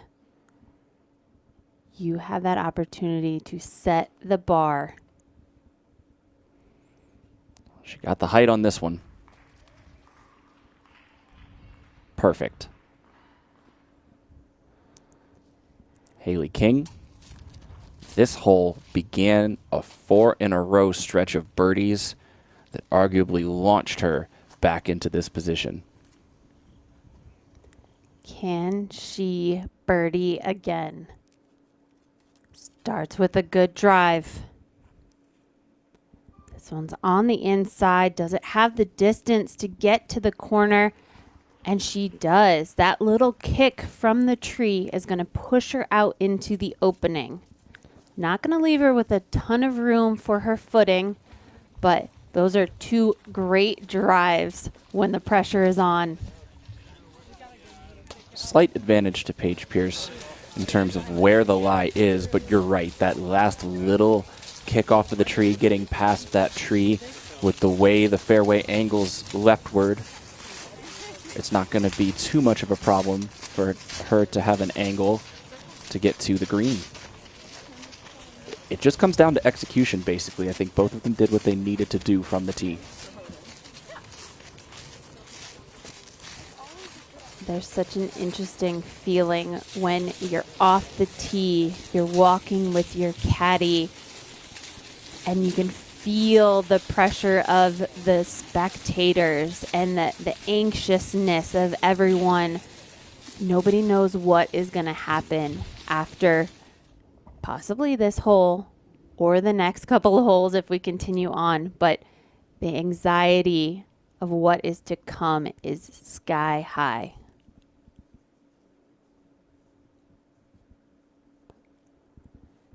Paige looks like she's going to go first.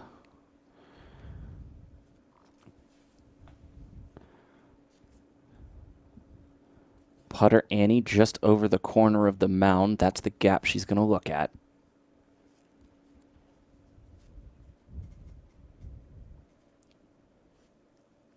If Paige can get this underneath the basket or within the circle.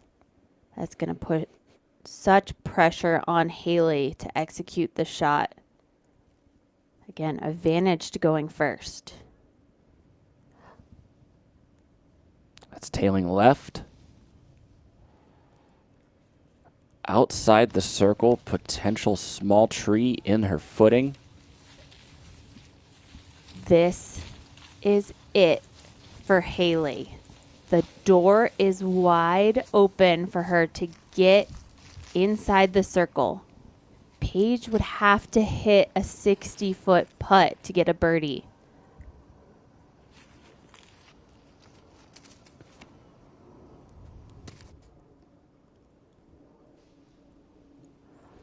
She's kicked, and that's going to be a circle 2 putt. Both Paige and Haley guarded looks here. They're not impossible, but they are very difficult. We've been asking the question all day, who wants it more? This putt could make that final statement, that exclamation mark, to cap off the season here. Pulling up the stats today, both players have 0% from C2.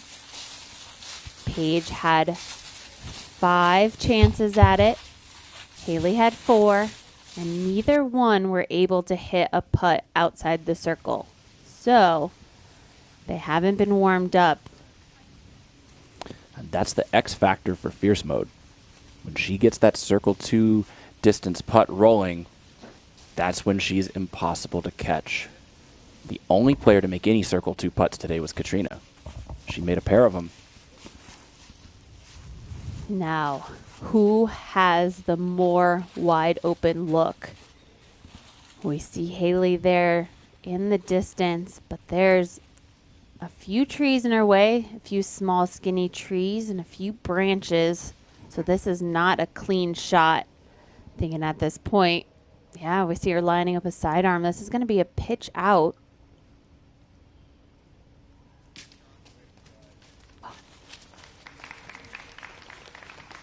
And it rolls to about 18 feet. That's 3 times as far away as you want to be with the nerves and the pressure as high as it is.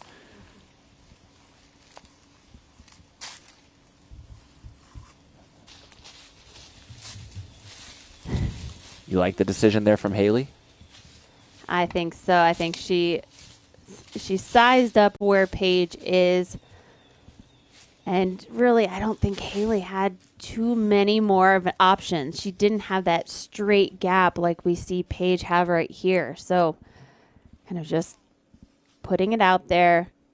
Paige, this is yours if you want it, but you have to hit this putt.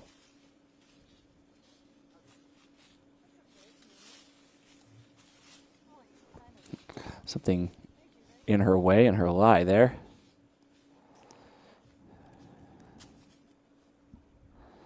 She clears the area for her feet. Again, no circle 2 putts yet today. This is for everything.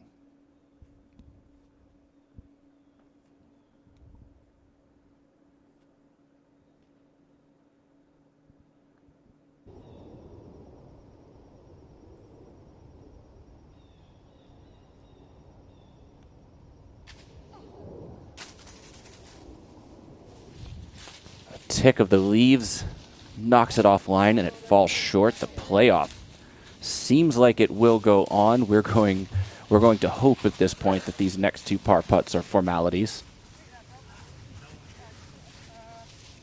Yeah, exactly. Can't count them in for sure. Paige rethinking. Maybe she should have done a straddle from the woods.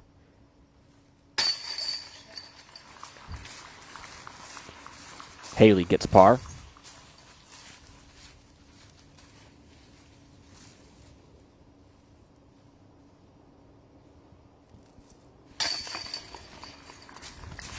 The playoff goes on. Let's fly it really quickly while they walk over. Another par 4, Val. We've seen this one before. That left side, dangerous.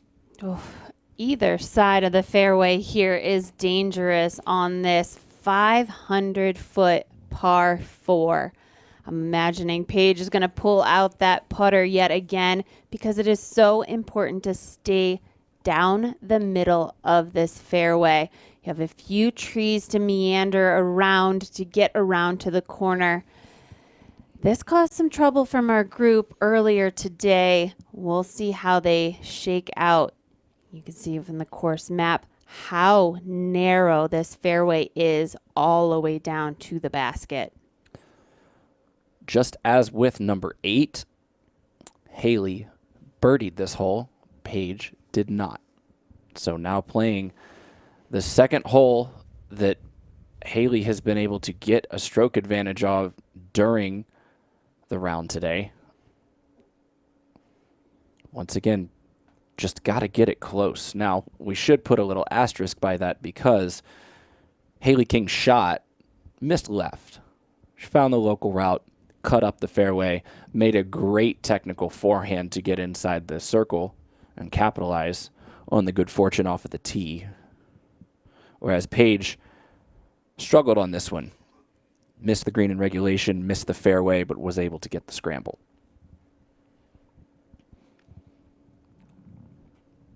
Again, it's going to be one of those holes. Can these players get a good drive off the tee? That's the first place to start. And I'm putting so much concentration on the tee shot because it's that first chance where they have great footing. They're going to have the most wide open shot. They can put a full power drive down the fairway. It's a lot harder to save yourself as the hole continues on. All right, Paige, tee is yours. Paige should be first here.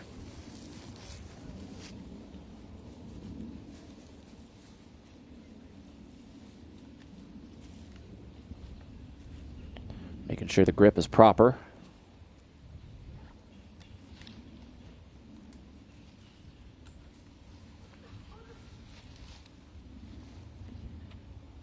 There we go, seeing a driver in hand. Paige is looking to get as much distance as possible.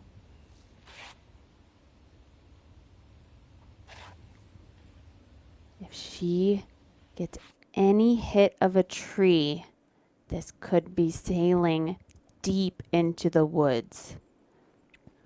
Fairway hit percentage, advantage Pierce, 74 to 58%.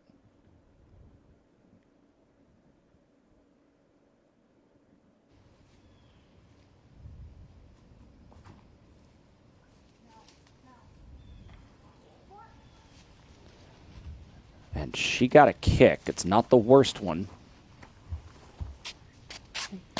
Better angle on the right-hand side. Haley threw an incredible drive in the finals. Let's see if she can relive that again. Love it, Jamie. I absolutely love that drive. Perfectly down the center for Haley, stepping up big. Let's see it one more time. Fairway hit percentages be damned. Haley King steps up, holding the follow through until she is sure. Who just begging for a little bit of left fade at the end, and she gets it right there into the fairway. Ladies and gentlemen, we hope you're enjoying this as much as we are. Paige Pierce and Haley King. You can't count Paige out. I don't think the kick was bad enough to guarantee a bogey, and it's still not the easiest upshot from where Haley is. I think she needed another 30 feet or so to make that upshot easy and clean to the bucket. So definitely still some drama going on. There is, and I think for Paige right now, she can try and get the birdie. We'll see how her footing is going to be, but a par may be her best option. I think right now, advantage to Haley to get that birdie. Oh, wow. Paige is lining up a forehand roller. Okay. This looks a little more open from stance out to the left. Just exploring her options here, but yeah, the forehand roller check was a little scary.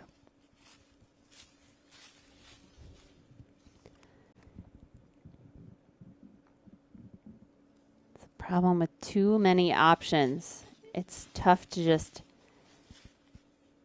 set your line, concentrate. Here, given a little coaching from Missy. Great to get some feedback. But it is so important now that Paige pick the line and hit the shot. Well, she's pulling more discs out of the bag. You'd like to be more sure than less sure as you get closer to throwing. She has set down the putter. She has a driver in her hand. This can be full power. Oh.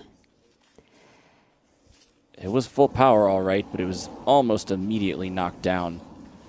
And that is what I feared. Pulling out a driver, it's going to force her to have a longer reach back, take her eyes off of the line she intends, and that is exactly what happened. She has to get to the green here. She has to threaten for par.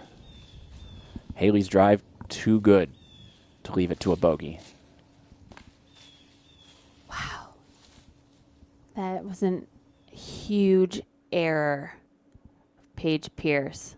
Let's see if she can save it.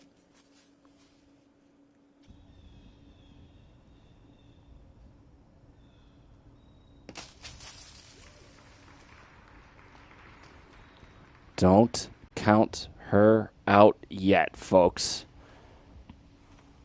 That's 24 feet. Small tree in the way, but she could still get par.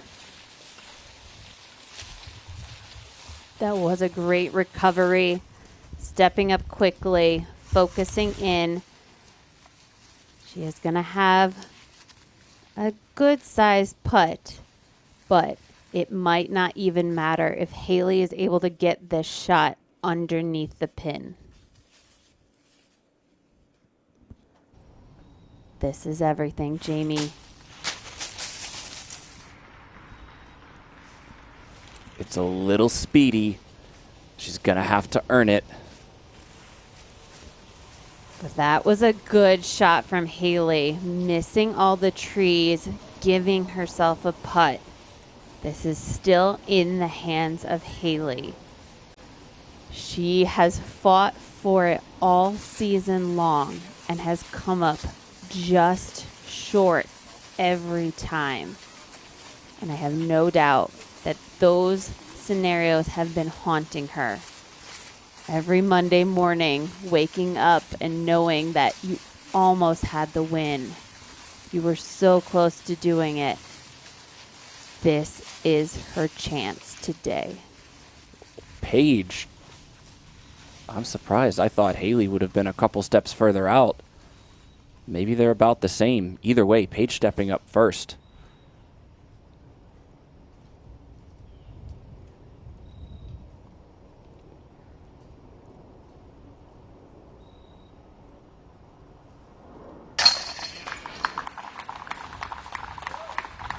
Now the situation. Haley wins with a made putt. This might be seeming as the longest walk in her life as she walks to this putt. Will this be the last putt of the tournament? How was Paige not closer there? That's crazy. Either way, puts the pressure on her. Haley King for the title. She's done it. Haley King is your 2020 Disc Golf Pro Tour champion. Ladies in and a gentlemen, playoff. The 2020 Disc Golf Pro Tour champion, Haley King! In a playoff with the greatest. She has triumphed over adversity And Pro now Tour champion, we will how does talk it to feel? her. Really cool. What does it mean for you to take down a title of this size? It means a lot. I put a lot of time in this last off season. It's really cool that it worked, paid off, so it's cool. Only in the last year or two have you taken to touring full time, and at the young age of 18, you have this title in front of one of the largest galleries of all time. How does that feel? Yeah, it's really cool. I'm out of words. I don't know. Someone you've played with and looked up to and a teammate, Paige Pierce, took it all the way into a playoff here today. What was it like battling with someone of that stature? It was really fun. I know that she's really good, and it's really cool to be competing with her, and actually being able to get the playoff is really cool. What are some of the things that you've learned either looking up to her or playing against her throughout your early career? Take my time more and look at a lot more lines. One of your good friends in Cynthia was on the bag for you today. What did that mean to you, and how did she walk you through or help you in any capacity out here today? It was really nice. She was going to leave at USWDGC, and I asked her not to, and she stayed, caddied for me, and yeah, she just tried to keep me calm-headed and made sure I kept pushing through. Is there anything you'd like to say to everyone, all the fans? I know your dad and family are probably watching. Anything you'd like to say to everybody? Love you, Dad. That one was for you.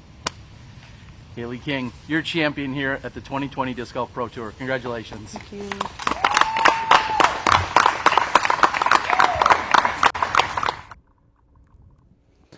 Haley King fought against the odds, fought the stumbling blocks that had brought her down before, and in the biggest moment of the year, she has come out victorious. It took 2 playoff holes, but she's done it, Val. And you can't tell it by her expression, but in the new age of kids, she is ecstatic on the inside. I just know it. And I know back home, her dad is screaming at the top of his lungs, and her whole family knows how much this truly means to her. And congratulations to Haley. I mean, that is the one to win, to cap off a season. She has proved her worth, and now this title says everything. The words that will forever ring out. I don't want to be the next Paige Pierce. I want to be Haley King. We're going to take a moment, our last commercial break of the show, the award ceremony, and the wrap-up on the other side. We'll see you in a moment here on the Disc Golf Network.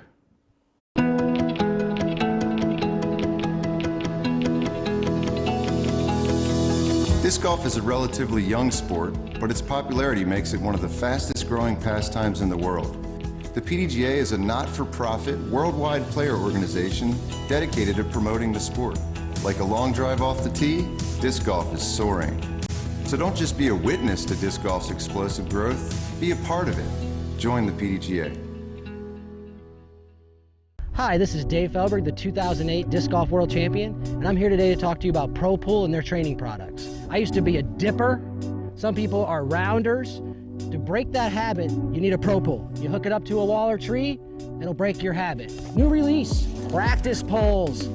You put them together, you stick them in the ground, there's a flag on top, you throw around them, help you accuracy, prepare for your tournament without having to go to the course. This has been Dave Felberg with Pro Pool Disc Golf. Go to propooldiscgolf.com and try our products today.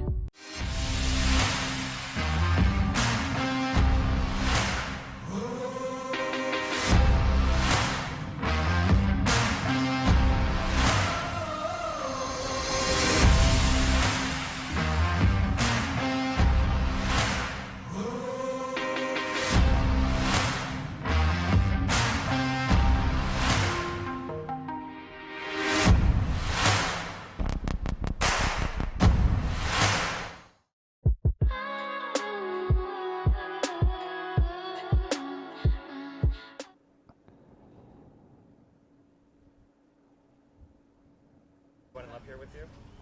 Yeah.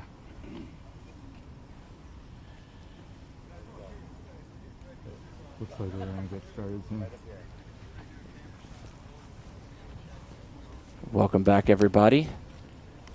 The trophies that they have been playing for all weekend long, about to be handed out. You're seeing Tour Director Jeff Spring right there, and the blue and red windbreaker, and the eyes on the prize.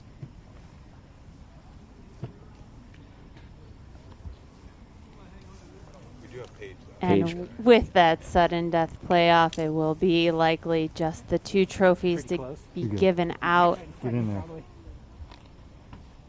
Paige putting on an absolute show. Hey, Tara. That's how it ended up, from 3 to 2 to 1. After 9 holes or so, 3 players were chasing it down. I'm out. After the 17th, it came down to 2. Okay. And then the playoff. Let's turn it over to Jeff Spring. On the behalf of the Disc Golf Pro Tour, I want to thank Grip 6, our presenting sponsor.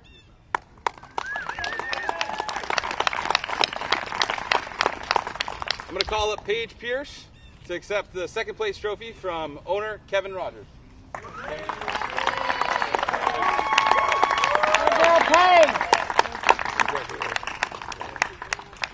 Say a few words, Paige. Sure, yeah.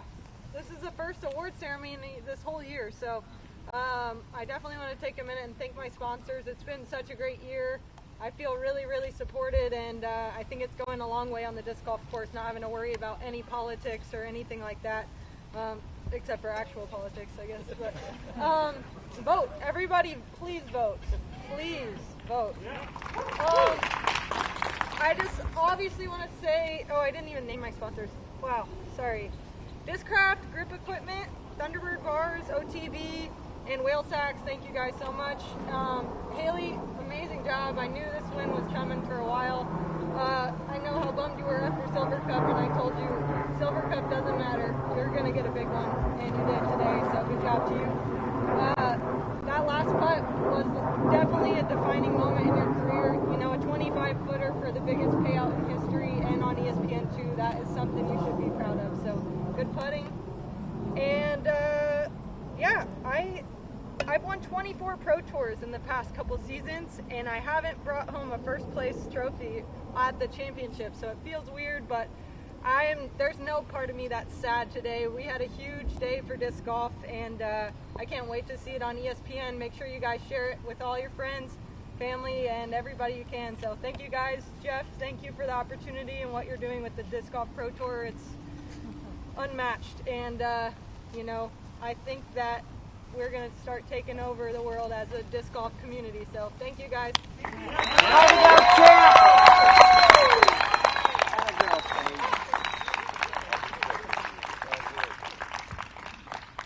And ladies and gentlemen, once again, put your hands together for our 2020 Disc Golf Pro Tour champion, Haley King.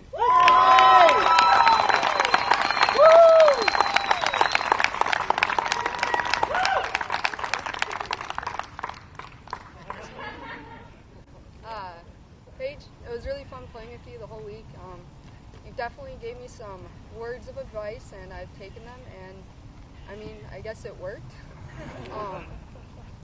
I played this course last year for my first time, and it automatically became a top 3 of my favorite courses. This course is amazing. Really, it is special. I like to thank Discraft, Ladies First, Perfect Putt 360, Ridge Roller, Gibson Industry, and Custom Stacks. They keep me on the road, and I want to thank all of you supporters out there. You keep me going. Thank you guys a lot.